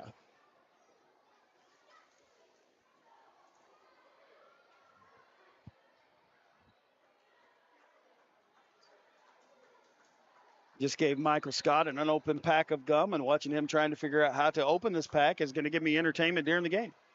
All right, Creech with a little jumper to start things off. And Cochran got the rebound, but we're going to say it was last touch by Ross Point. We've already been through a whole possession of play. Michael Scott still not got into the pack of gum. Having some trouble getting it in here from the freshman from Ross Point. They throw it over top to Cochran. Watch for that back tip, and there it comes. Oh, wow. But it went right to Napier, and she puts it up, and it comes off too hard. Ford, I think, was the one that battled in there for the rebound. They're going to call a foul. Waiting to see who they call that on. That was nuts. Who was that call on? I'm still waiting for it to be put up top. Yeah, 32. So that's her second foul. That'll put Ford at the free throw line. She was 2-6 in the first half. That one's on the way, comes up a little short. Not a lot of wasted motion in form. Good looks. Just got to put it home. You don't want any over-the-back fouls here if you're Kaywood. You're probably going to lose the rebounding battle. Don't get a foul. Ooh, Bank that one in. Home. And that gives Kaywood the 1-point lead. They passed ahead to Miracle, but they got her as she was kind of turning and she couldn't get back to it. So it goes out of bounds back over to Kaywood. Just that defensive pressure. That's what the whole plan is, just pointing to make Ross Point have these little errant turnovers. Got to capitalize. Comes into Cochran. She's looking to bring it up. Good trap by Ross Point, but Cochran just dribbles through it. Goes across the forward, but pass kind of sells on her out of bounds. It'll go back over to Ross Point. That doesn't go down as a steal, but it should, because that was just a great trap, and it made her make an awful throw across court. Now you get a turnover. You got to capitalize. Jones set the inbound. 30 seconds. 1-point lead for Kaywood. Ooh, nice little handle. I'm really impressed with the ball handling on this age group. You can tell they put in work. Oh, that ball comes through off the leg of Creech, and Kaywood picks it up, and it's knocked away from her. Now Ross Point picks it up. Napier going the other way. Good job by Ford to get back. Tries to stay straight up. Napier puts it up and in. Nice shot by Napier. Napier just found her spot on the floor. Put it up. They trap Cochran again. She tries to split defenders, and Ross Point comes away with a takeaway. Ross Point now with a 1-point lead, looking to add to it. Creech with a shot. Oh, can't get it to go. Charles with a rebound, and Miracle tried to get in there and steal it away. Going to be a jump ball, gives possession back to Kaywood.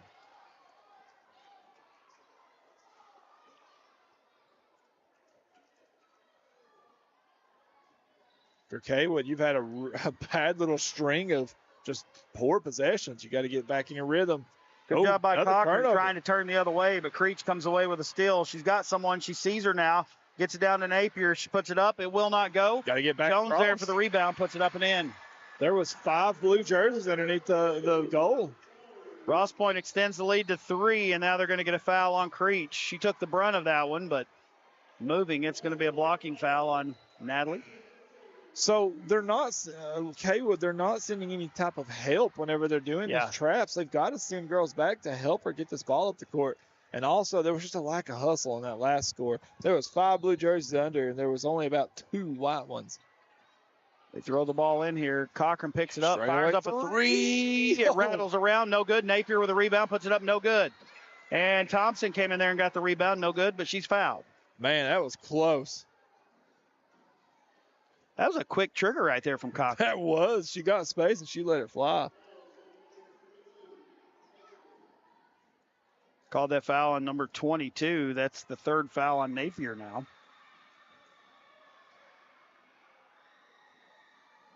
First free throw by Thompson's good.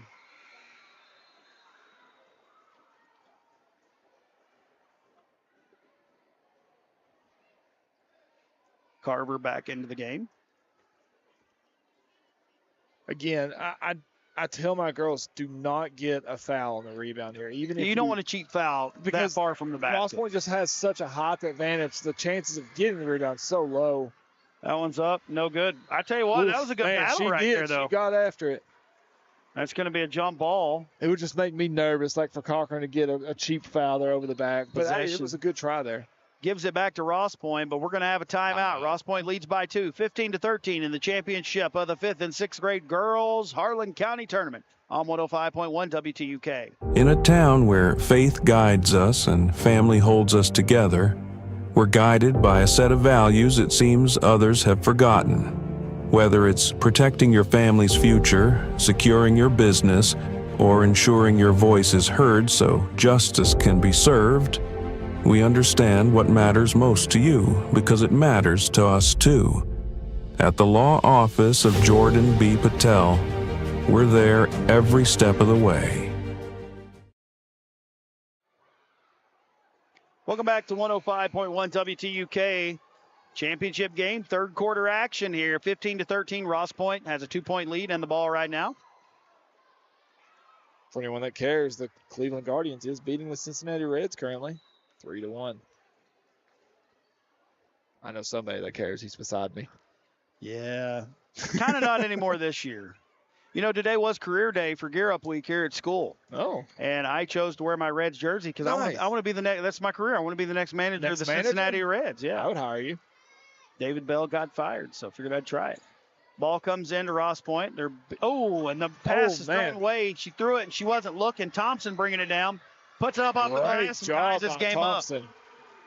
Great play by Thompson, man. Burton was looking to throw it, and they turned their back and didn't see it coming, and Thompson able to steal it away and put it in. More pressure from Kaywood causes the ball to go off of Ross Point, and it gives it back to Kaywood. Is that right? Ooh, that's what they're calling. Yeah, they're saying it went back off of Ross Point. I guess you might have fingernailed it there at the end. I didn't see it. Ball comes to Cochran. 4 minutes to play here. Cochran dribbles down. Looks to go. Good elbow. hands. Good hands by Burton right there. Jump ball. They throw it over to Ford. Ford backs up, thinking about it. I can tell she's thinking about pulling the trigger right there. She drops it off to Cochran. They get over to Ford. Ford's got an open look. It's going to be off. And Napier with a rebound. Here come the Lady Cats. And they're going to get a foul there. Somebody reached. I believe that's Charles. That ball hit her right in the face. No, I think Cochran's the one that popped it out of there. That's going to be a foul on Cochran, her second. It did come right off and hit Charles in the face. Number 15 and 2. She tried to get a back tip, but that was a good job by Napier switching hands there. She was dribbling up. Belcher and Creech into the game for Ross Point. Creech is going to be bumped. She was. She almost lost it, and I almost feel like Charles got a little over-aggressive there. That's the right call. That she did bump it. And you can't blame Charles there for getting aggressive because it looked like a loose ball, so she went for it. You always want aggression like that out of players. Shot on the way, no good. Rebounded in there. They're going to call another jump ball. These girls are battling for these loose ball rebounds. That gives it back over to Kaywood. You know, you always want players that are aggressive like what Charles just did because you can coach that. It's hard to teach a kid to be aggressive. Ball comes into Thompson. They're looking to double team her. She picks up her dribble, gives it over to Cochran. Good job not dragging her foot there because I totally would have. Cochran now, they're going to get a foul on Belcher. Yep. Belcher's played a really good defensive game, but she was there. She was a little too feisty. That's her first, team's third. No, I'm sorry. It's her first, team's, I don't know. Fourth? They've got on the board as 4. 3 minutes to play here. Oh. Cochran puts it up, no good. Miracle with the rebound. Miracle has just went. She's off balance a little bit there. Rebounds.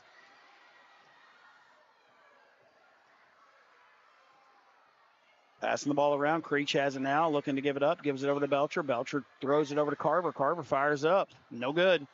And it goes out of bounds. It'll stay back over to Kaywood. Man, that was a good look if you're Ross Point, too. They've had open shots, and that was a good job by Ford not touching the ball right there because I totally would have.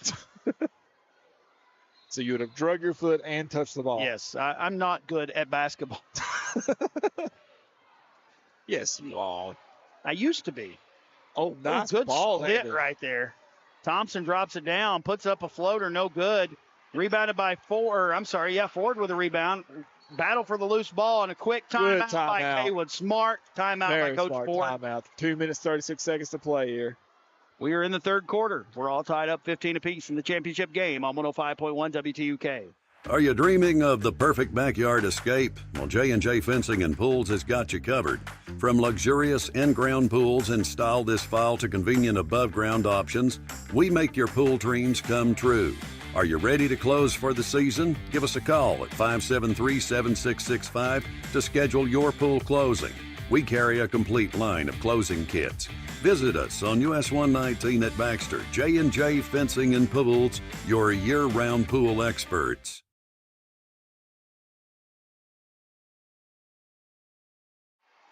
Welcome back to 105.1 WTUK. Tie game here in the third quarter. Both of these teams, man, it's been a defensive battle. It has. And, we talked about it in the opener. These were pretty high-scoring affairs. They were in the 30s both games whenever they met in the regular season. In this game, it has been an absolute defensive battle out there. These teams, they are hustling up and down, and you can tell both coaches done their research. They have game plans coming in. They're wanting to trap everything.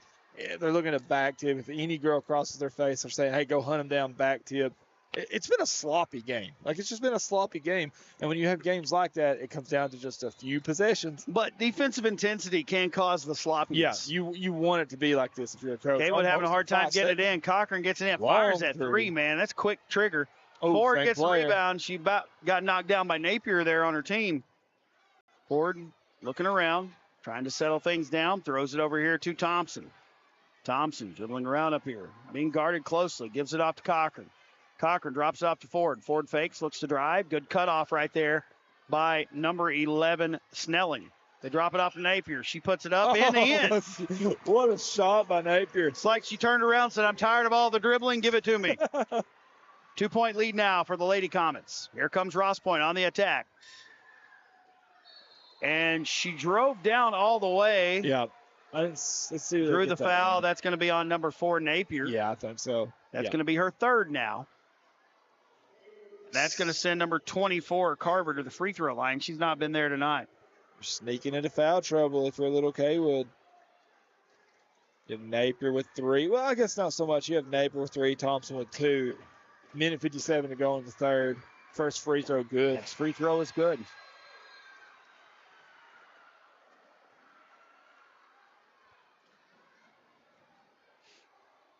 Minute 57 to go here. We talked about it a few moments ago. It's going to come down to free throws and just whoever can get good, clean shots. Next free throw, no good. Ooh, chase your rebound down. Got her own rebound, though. Good job following your shot. Here's Burton with it. Drops it off to Jones. And a good job right there by, that was Cochran got in there to grab a hold of it, cause a jump ball. It'll stay with Ross Point, but that was very aggressive. See what they've drawn up out of bounds here. They drop it off to Miracle, but they goes off of a Kaywood defender out of bounds. It'll stay with Ross Point. 17-16, Kaywood in the lead by 1. Oh, ball comes into Jones. Jones flips it up and in. Nice little hook shot by her. That's the Give Ross Point the 1-point lead. Oh, it's stolen away there. Oh, big steal and a runner. Good. And a floater. I did not catch that number. Who was that? I'm waiting for it to turn. 24. So that was Carver. 3-point lead now for Ross Point. Ball comes over here to Porch. Fires up a 3. No good. Rebound comes off to Jones. Jones just holding it up. Gives it to a guard. Minute 15 to play. In the third quarter, here we go. Snelling drives down, flips it up, no good. Ooh, battle for the rebound, and I think they're calling a foul on someone. Yeah, they're going to say just a loose ball foul there on Napier, I do believe. No, I'm sorry, that'll actually go on Miracle. Just her second. Though. She's played a great game, man. She has been so aggressive on rebounds. With it being loose ball, even though there's 5 fouls, that's not a free throw situation. Minute to play here. Kaywood trails by 3. Here comes Cochran. She feeds it ahead to Thompson. Thompson looks to attack, drives in the middle, flips it off the glass. No good. That's a good Miracle with a rebound. Does a good job keeping it above her head. Drops it off to her guard there. That's Burton with it. They're pressuring, and she's trying to get it ahead to Cochran, or trying to get it ahead, and Cochran stole it, and then it goes off of Ross Point out of bounds. It'll stay with Kaywood. Get it out of bounds underneath the basketball goal here. Let's see if we can drop. Wonder if fatigue starting to play in here a little. I mean, it's sloppiness. It's hot in this gym. It's a bigger gym, bigger atmosphere. Yeah, I could see it. 47 seconds to play here. Got to get it in. Yep. I think it's going to be a 5-second call. Could not get the ball in. Good defense from Ross Point. That turnover gives it back over to the Lady Cats with a 3-point lead. And no one really cut there. It was just a hard inbounds.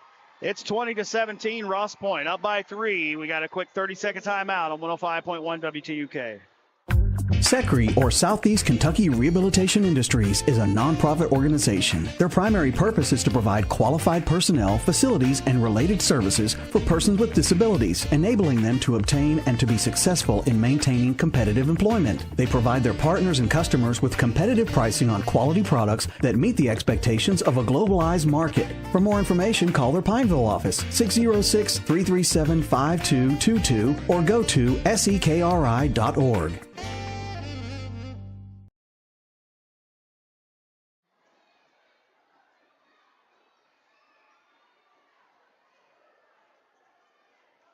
Welcome back to 105.1 WTUK. 20-17, Ross Point up by 3 with the ball. How much time's left on the clock, sir? 47 seconds even. 47 seconds in the third quarter. Ross Point throws it in. Ball thrown ahead. Steal. Cochran steals it away. No, that's Ford that stole that away. Looks to drive down, flips it up. No good, but she's fouled. Good sportsmanship right there. She goes over to make sure the other player was all right as well. Man, that was a great steal and take. Foul's going to be on Carver. That's going to be her third now. I've got her for 3. They only got 2 on the board, but I've got her for 3. I also have her for 3. It's going to send Ford to the free throw line. She's 1 for 2 in the quarter from the free throw line. Free throw up. Good. Nothing but net on that one. Man, that was sweet. Cuts the lead to 2.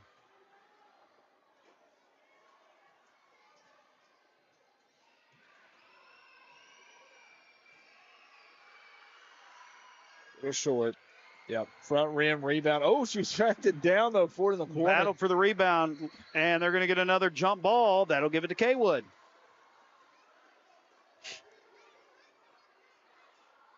That was just good hustle by Ford. She knew she missed it and just battled for the rebound. Now, the last out of bounds play did not go Little Kaywood's way. Let's see if they get something. Get that here. one into Cochran. They get it back to Ford. Ford's getting an open look. A little jump shot, no good.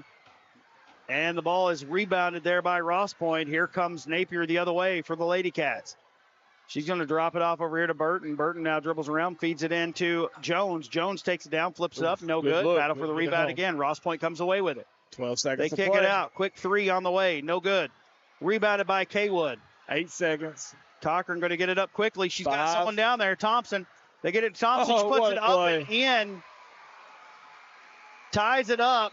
And that's how we're going to end the third quarter, much like the first half. We are still tied. 20-20 as we head to quarter number 4 in the championship game on 105.1 WTUK. Do you need new tires and want the best prices in the area? If so, you're in luck. Black Bear Tire has most major brands available like Falcon, Cooper, Michelin, or Yokohama tires. Black Bear Tire has been in business for 16 years, so go by and see them at 106 Russell Drive in Cumberland. Black Bear Tire can not only get you going on new tires, but they also offer general service, maintenance, and repairs. Open Monday through Friday from 8 to 5 and Saturday from 8 to 12. Call Black Bear Tire at 606-589-2291. At Front Porch Medical, our mission is to meet you where you are for your healthcare needs. Whether it be via computer, tablet, or phone, or even on your actual front porch in the privacy of your own home, we want to be a convenient alternative for your quality healthcare needs. Kimberly Miller is the owner-operator of Front Porch Medical and a nurse practitioner. She's been a nurse for 30 years and always lived in Harlan. During that time, she's observed the many needs of the community and hopes to fill the gap by making healthcare more accessible. Give Front Porch Medical a call today at 273-1139. Welcome back to 105.1 WTUK, 20-all as we head to the fourth quarter of the championship game. And I just witnessed a miracle as Mr. Caldwell just chugged an entire 20-ounce bottle of water. I really wedged that in there. I can't with you tonight. I can't. Ross Point ball to begin this fourth quarter, and we are ready to get underway. Every possession matters. Ball comes over. They drop it off there. Ross Point looks to get down there. Baseline jumper. That was a nice looking shot. Battle for the rebound. Kaywood saves it inbounds. Oh, great. Heads up. No, wrong goal. Thompson realized as soon as she shot it. Yeah. Oh, God, love her. And here comes Kaywood the other way. She covered the mouth. Oh, that pass is stolen away by Jones. Ross Point now going the other way. Jones. Good job cutting her off. You made her pick up the dribble. Great job by Jones to get that rebound. She thought she had a lane. I love the hustle by her. Just good defense to make her make a turnover. And now you're at 5 minutes, 30 seconds to go, tie game. All these little turnovers we've seen all game, they mean even more now. Here comes Kaywood the other way. Tie game. They're feeded ahead to Thompson. Ball's knocked around. Thompson somehow holds on to that one. She was dancing on that sideline. Ball comes off. Ford gets the rebound. Dribbles out. Fires up a three. No good. Rebound there by Kaywood. Blocked. Miracle with a rebound. Keeping the ball high. Looking to give it up to a guard. She does. And here comes Ross Point the other way. Jones feeds it ahead to Creech. Creech fires up a shot. Little hard. Ross Point runs down the rebound. Good hustle there to keep that one alive. Ross Point fires up a three. It's good. Did they call that a 3 or 2? They called it a 2. Who was that? 2. Was that Burton? I believe it was. Ooh, Ross Point with a 2-point lead. Here comes Cochran. Feeds it over. Thompson fires up a shot. No good. Battles for the rebound. Going to be a jump ball. Going to give it right back to Kaywood. Man, what a big shot. I thought it was a 3 at first, too. Kaywood will be inbounding underneath the basket. Ross Point with a 2-point lead. Here.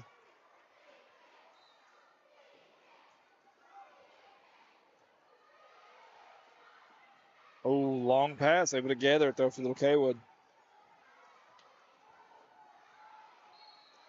They're going to get a foul there on someone.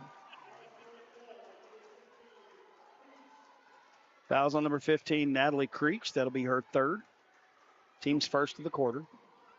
I think whoever makes it to 6 points in this quarter wins. The way this game is won with turnovers and hard to find buckets, they got it for the walk. Gonna get a walk there. It'll give it back over to Ross Point.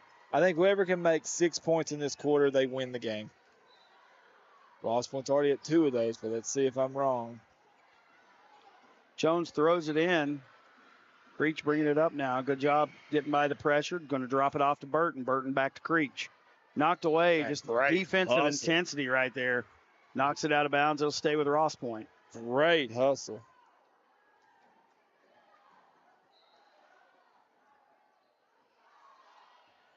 Ball comes into Jones. Good job by Kaywood to get in there and cause another jump ball. Give it back to Ross Point.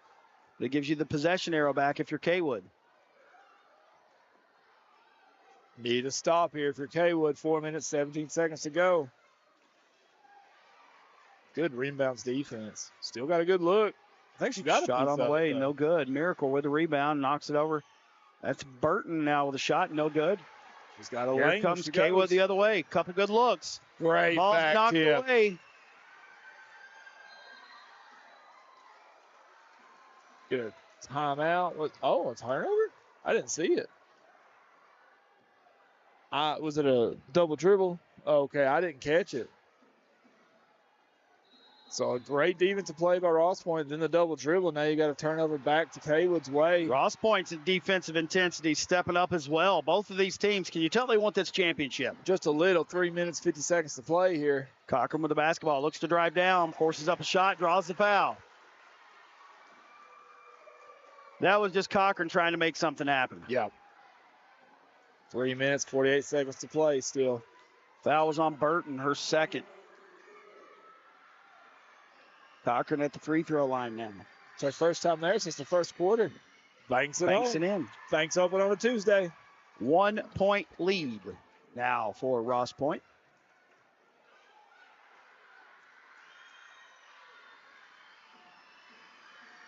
Next free throw, Banks home. Tie game once again. Ross Point throws it in. Good defense right there off of Kaywood.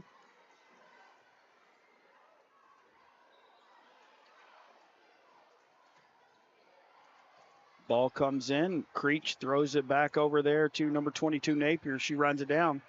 She's going to go down and get a nice-looking runner on the baseline. No good. Rebounded by Napier for Kaywood. Gets it to Ford, and it's going to be knocked out of bounds, but it'll stay with Kaywood.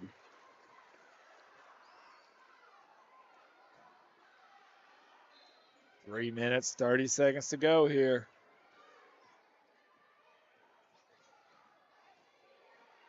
Here comes Cochran. Looking for slap done. Ooh, drops it up. Open shot for Thompson. No good. Battle for the rebound. Ross Point saves it inbounds, and Napier gets it for Kaywood. Ford kicks it back out to Cochran. Floater off. No good. It's a little hard. Miracle with a rebound. Oh, and it's stolen again by Thompson. Thompson forces it in there, and she's going to be fouled. Great play by Thompson. They're going to say it was on the floor, I think, before the shot. Oh, okay. Coach Ford does not like that call. No, she's composed. I'm proud of her. I think he said it was on the floor. It looked like that's what he said. I think they said she hit her with the body before she went up and gathered for the shot. I don't know. But that foul's on Miracle. That's her third.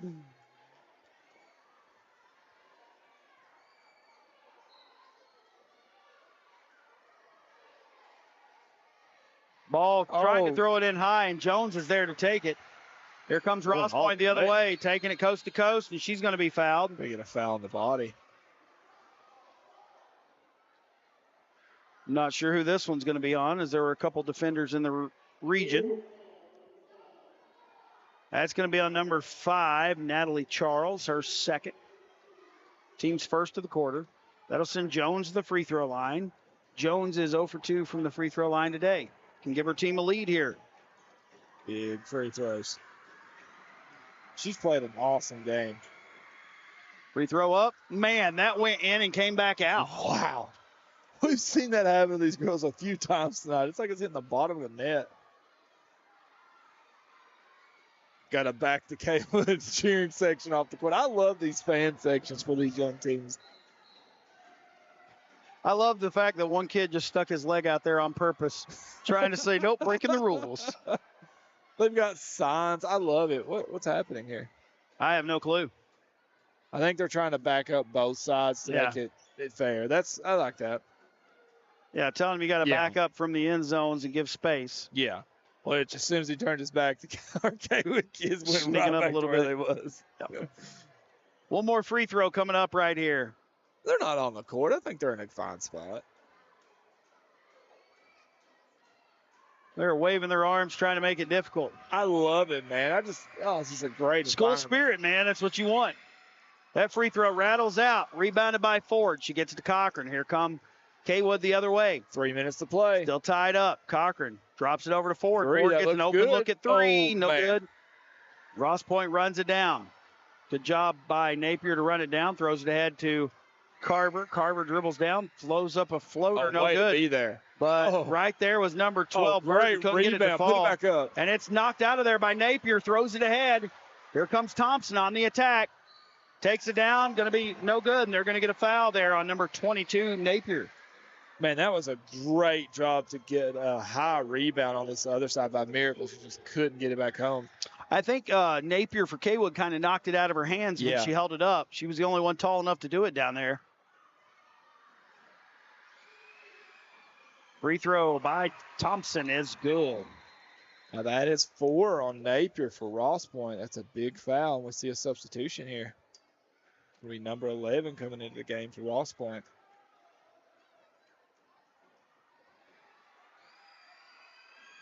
Next free throw by Thompson is good. 2 big free throws. Kaywood is 4 for 4 from the free throw line in this quarter. That's huge. Oh, and the defensive play here, turnover. And Ford right there to pick it up.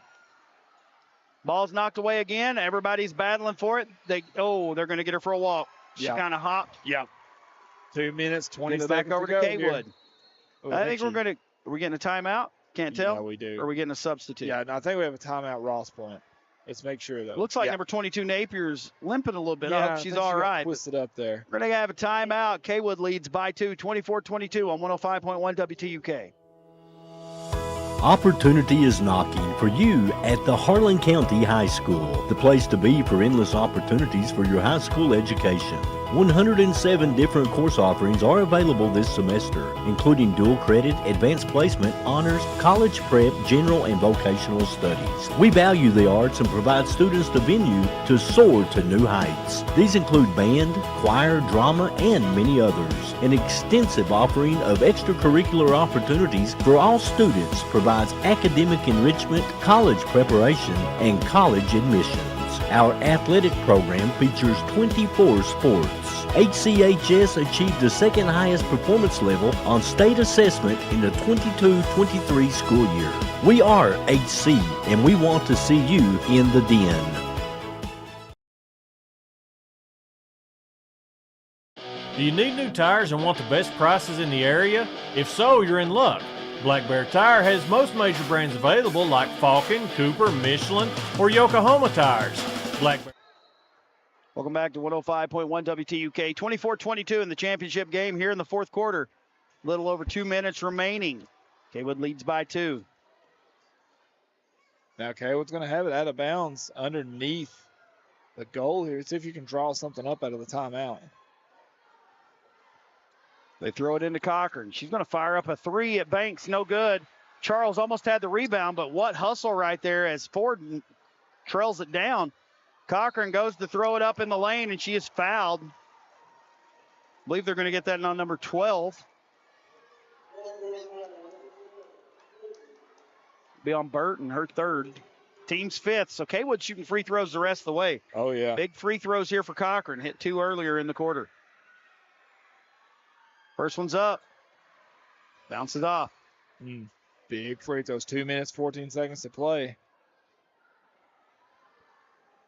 Coach Ford wanting a lane violation. I don't really know. I didn't see it. She's intense on that sideline. I love her, man. Next free throw by Cochran. Banks it home. 3-point lead now for the Lady Comets. Oh, nice tip right there by Cochran out of bounds. It'll stay with Ross Point, but good pressure. The hands of both of these teams are amazing. They are, and Ross Point's done a really good job in this half navigating the pressure. Okay, well, a little run here. Ball comes in, stolen away. Inbounds. They kick it out to Ford. Ford now dribbles around to the elbow, kicks it back out to Cochran. Open Long three. No good. Ran down by Miracle. Miracle gets it over to Napier. Here comes Ross Point. Cochran guarding her closely. Good defense right here from Cochran. And I think Ross Point may have called a timeout because I didn't see anybody call a foul. I'm not sure. I was watching. I think they're just saying it went off of Ross Point out of bounds. Yeah. No, they did call a foul on Cochran. That's her third. Oh, they did. It wasn't called by Boggs down here, so I don't know who called it. Open three. That was it's a 2 if it goes. Her foot was on the line. Yeah. Oh, was that man. Napier? Yeah, it was. Man, I thought that was going to be a 1-point three. game. Here comes Cochran the other way. She's going to fire up a floater. Won't go. Rebounded in there by Ross Point. She gets it over to Jones.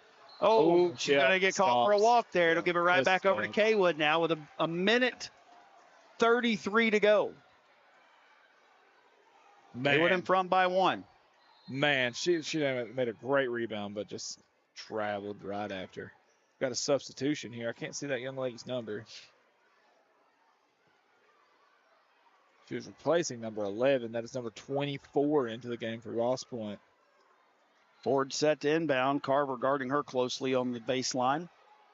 She's going to try to get it in. Gets it into Cochran. Cochran going to fire up that three again. It won't go. Napier is battling for the rebound down there with Miracle, and it'll stay with Kaywood. Minute 29 to play. These baseline out of bounds are so important in games like this because they're just ways that you can get easy looks. Took a couple ticks off the clock. Ball comes into Cochran now. Cochran looks to drive in, puts up a floater, and somehow she willed that one in there. What a play by balance Cochran. and puts it in, puts it back to a 3-point lead. Kaywood applying pressure. Ross Point gets it ahead. Drives down, flips up a shot. What a great take. Nobody stopped ball. Burton just took it down there, put it up and in. Back to a 1-point game. Great We job. have a timeout with 1 minute 10 to go. Hey, it's Travis with SKCTC Adult Education. Are you tired of where you are in life? Would you like a change? We have several programs to help with that. From GED programs to transitioning into college and even gaining your degree, we're here to help. We're located on the Cumberland and Harlan campus of Southeast Community and Technical College, and we'd love to speak with you about your new career. Stop by or give us a call at 606-589-3210. We look forward to speaking with you.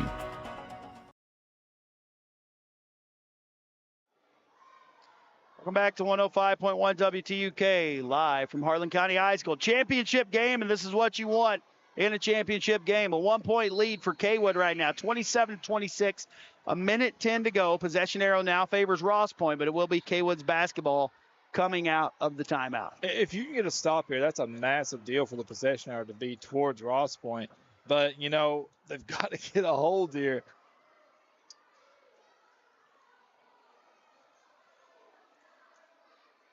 I'm not sure what Kaywood's doing. Okay, here we go.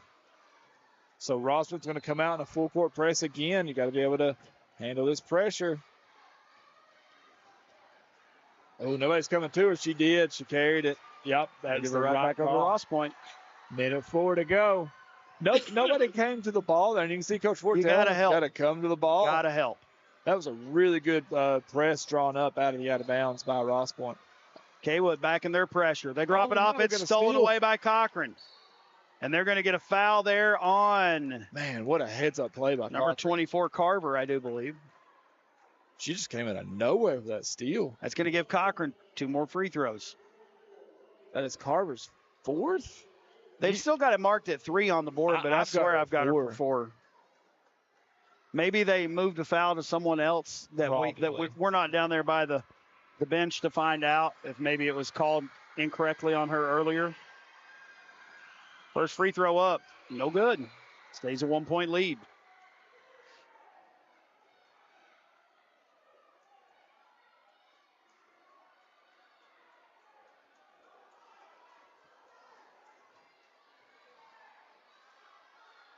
Cochran steps back in. Big free throw right here.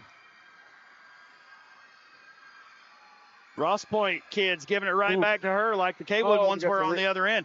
Bella Ford is fighting for the rebound with number 22, Napier, and they're going to call a walk there, so that gets the ball back to Kaywood. That was good hustle by both number 22s. Right hustle. Everybody went after that one. The double deuces both went after it. Man, everybody just went after that ball. That was a great hustle by both teams. Kaywood clinging to a 1-point lead. We're under a minute to play now. They get it into Cochran. She fires it up. Missed the shot. Battle for the rebound again. Going to be another jump ball. That gives it back over to Ross Point. That's a big deal because you got that jump ball call early. 51 seconds to play, 51.9 to be exact. Jones throws it in, but it's stolen away by Charles.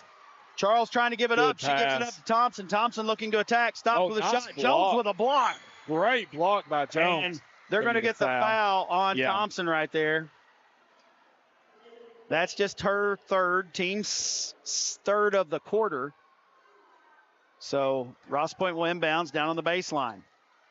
Man, what a great play here by Ross Point. They throw it into Jones. Jones looking to bring the ball up. Kaywood looking to attack her. She going to fire up the three. Oof. No good. They're going to let it. Miracle saves it in, though. What hustle by Miracle. And Ross Point gets a shot off, but it won't go. That was great hustle by Miracle down there. Man, that three looked good by Jones, too. It was straight away. Cochran with the basketball. 1-point lead, dribbling around. She's just trying to keep them from getting the 5-second count. Just dribbling around. Play. You got a foul. And they're going to foul her.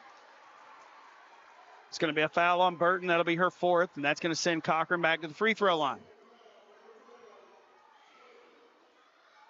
So that will send Cochran back to the line. Now, Cochran was 3 of 4 before her last trip, and she missed both of those. How much time is it? 12 seconds? 12 seconds even. These are huge free throws. Massive.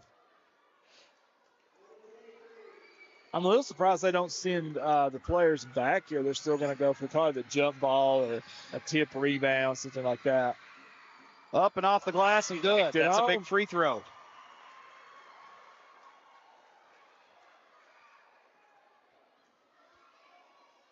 Two-point lead now for Kaywood, 28-26. You hit this one, it's massive. It's off. Rebound by Miracle. She gets it over there to Napier. Napier now driving. Down by 2. Oh, no. Throws it ahead to number 24. Lily Carver just a little too high. It'll be a full But timeout. I'm telling you, man, with Ross Point's pressure right here, they could get the ball back in a hurry. With the way these teams have been playing defense, there's an eternity left on that clock. Oh, yeah, there really is. 26. Kaywood leads by 2 with the ball when we come back on 105.1 WTUK. Opportunity is knocking for you at the Harlan County High School, the place to be for endless opportunities for your high school education. 107 different course offerings are available this semester, including dual credit, advanced placement, honors, college prep, general, and vocational studies. We value the arts and provide students the venue to soar to new heights. These include band, choir, drama, and many others. An extensive offering of extracurricular opportunities for all students provides academic enrichment, college preparation, and college admissions. Our athletic program features 24 sports. HCHS achieved the second highest performance level on state assessment in the 22-23 school year. We are HC, and we want to see you in the den. We'll go back to 105.1 WTUK. How much time's on the clock? 5.9 seconds. 5.9 seconds. 2-point lead for Kaywood. The big thing is here, Kaywood has to get it in bounds. Ross Point and Kaywood have both played phenomenal defensive games here. I would put Jones or Napier like on top of the ball here. I would want it to be very difficult, or Miracle to make it very difficult to throw the ball around. Ross Point has 4 defenders back, and they're just going to Oh, throw it. that's It's a tipped. turnover. Ross Point got it. Oh, what a block And by it's blocked. Coughlin. And Kaywood runs it down. I don't know what just happened. Somebody called a What'd they foul call him? somewhere. I don't know who they called a foul on. I'm waiting to see. Who was the Called it on Ford, but what they call? Block push in the back? they called that on Ford. That actually, if you're a little Kaywood, that's not too bad because at least now you can set your defense. But And there's only 3.1 seconds on the clock. We're going to get another timeout. So 2-point lead for Kaywood. 3 seconds left on 105.1 WTUK. In life's toughest moments, Henson and Rich Funeral Home is here for you. Guided by sincerity, pride, and a tradition of treating each family like our own, we're committed to supporting you in your time of need. Our family has been honored to serve Harlan and surrounding communities for years, growing in trust and excellence. Whether planning for the future or facing an immediate need, we're just a phone call away. Henson and Rich Funeral Home, honoring memories and embracing community. We're a tradition of heartfelt care.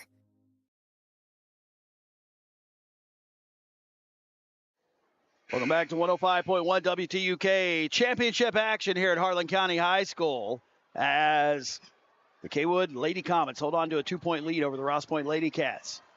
Man, you got enough time here for a good to get a good shot off. But if you're a little Kaywood, I expect them to just cause some interference on this inbounds pass. You already see it. They're face guarding 2 girls, and they got someone jumping in front of the pass. If you're Kaywood, no fouls. That's the name of the game right now. Ross Point looking to get it in. They get it. Oh, Oh, nice and it's steal. stolen away by Cochran. She's going to try to run the clock out, and she does. And the Kaywood Lady Comets hold on and win the championship by 2 points. I'm going to tell you what, man. Both of these games here tonight have been phenomenal. Man, it has been a fun time. Both, you just nailed it. They both have been so much fun. These young ladies, they got up and down the court. I'll tell you what, if you are Coach Greer, you are ecstatic because there is some talent coming up. The defensive intensity from both teams, absolutely amazing. The fundamentals, like you can tell that all these coaches have put in a lot of work with these young ladies because they are well coached. They're already, you can see the base level of the fundamentals of where to be on defense, quick hands, back tips, ball handling. I'm just blown away by it. And I hate that there had to be a loser because Ross Point played their butts off. But, man, it was a fun game. Coach Greer out here to award the trophies. Let's take a look at scoring for both teams. For Ross Point, pretty even down the line. Andrea Napier was 6. You had Chrislyn Jones with 6. You had Annie Burton with 5. You had Blakely Snelling with 4. And you had Lily Carver with 5 for a total of 26 points. Or maybe I'm missing 2 somewhere. Let me look here. I just did some quick maths in my head. Quick maths. No, I'm good. All right, now for Kaywood, it looks like this. Campbell Thompson ends the game with 10 points, leading all scorers. You had Bella Ford with 7, Addie Cochran with 7, and Katie Napier with 4 for a total of 28 points. So, your 2024-25 5th and 6th grade girls Harlan County champions, the Kaywood Lady Comets. In second place will be the Ross Point Lady Cats. And then from the game previously this evening, Everett's in 3rd place, and you had James A. Kaywood in 4th. So great season for all these young ladies. Now we'll be back on the air with you live on Friday. Yes, sir. Harlan County has a home game against Pikeville, and then we'll be back with you again next Thursday for the 7th and 8th grade championship and consolation games. Michael Scott's tired of hanging out with us. Yeah, but that's all right. We're back. And we are back with a vengeance. Ladies and gentlemen, we thank you for tuning in with us here this evening for these games. We've had a lot of fun, and we appreciate all of our sponsors for allowing us to do this, and for Jeff for actually trusting us to do this. Absolutely. So for Michael Scott and Mr. Josh Caldwell. Great job on the camera by Mr. Burnett over here. Great He did an job. amazing job. And I'm not talking about Sean. I'm talking about little Sean on the Little camera. Sean. Did a great job over here this evening on the camera. So got to give him some props. But thank you to all you guys and everybody for listening at home. We hope and pray you have a great evening, and God bless.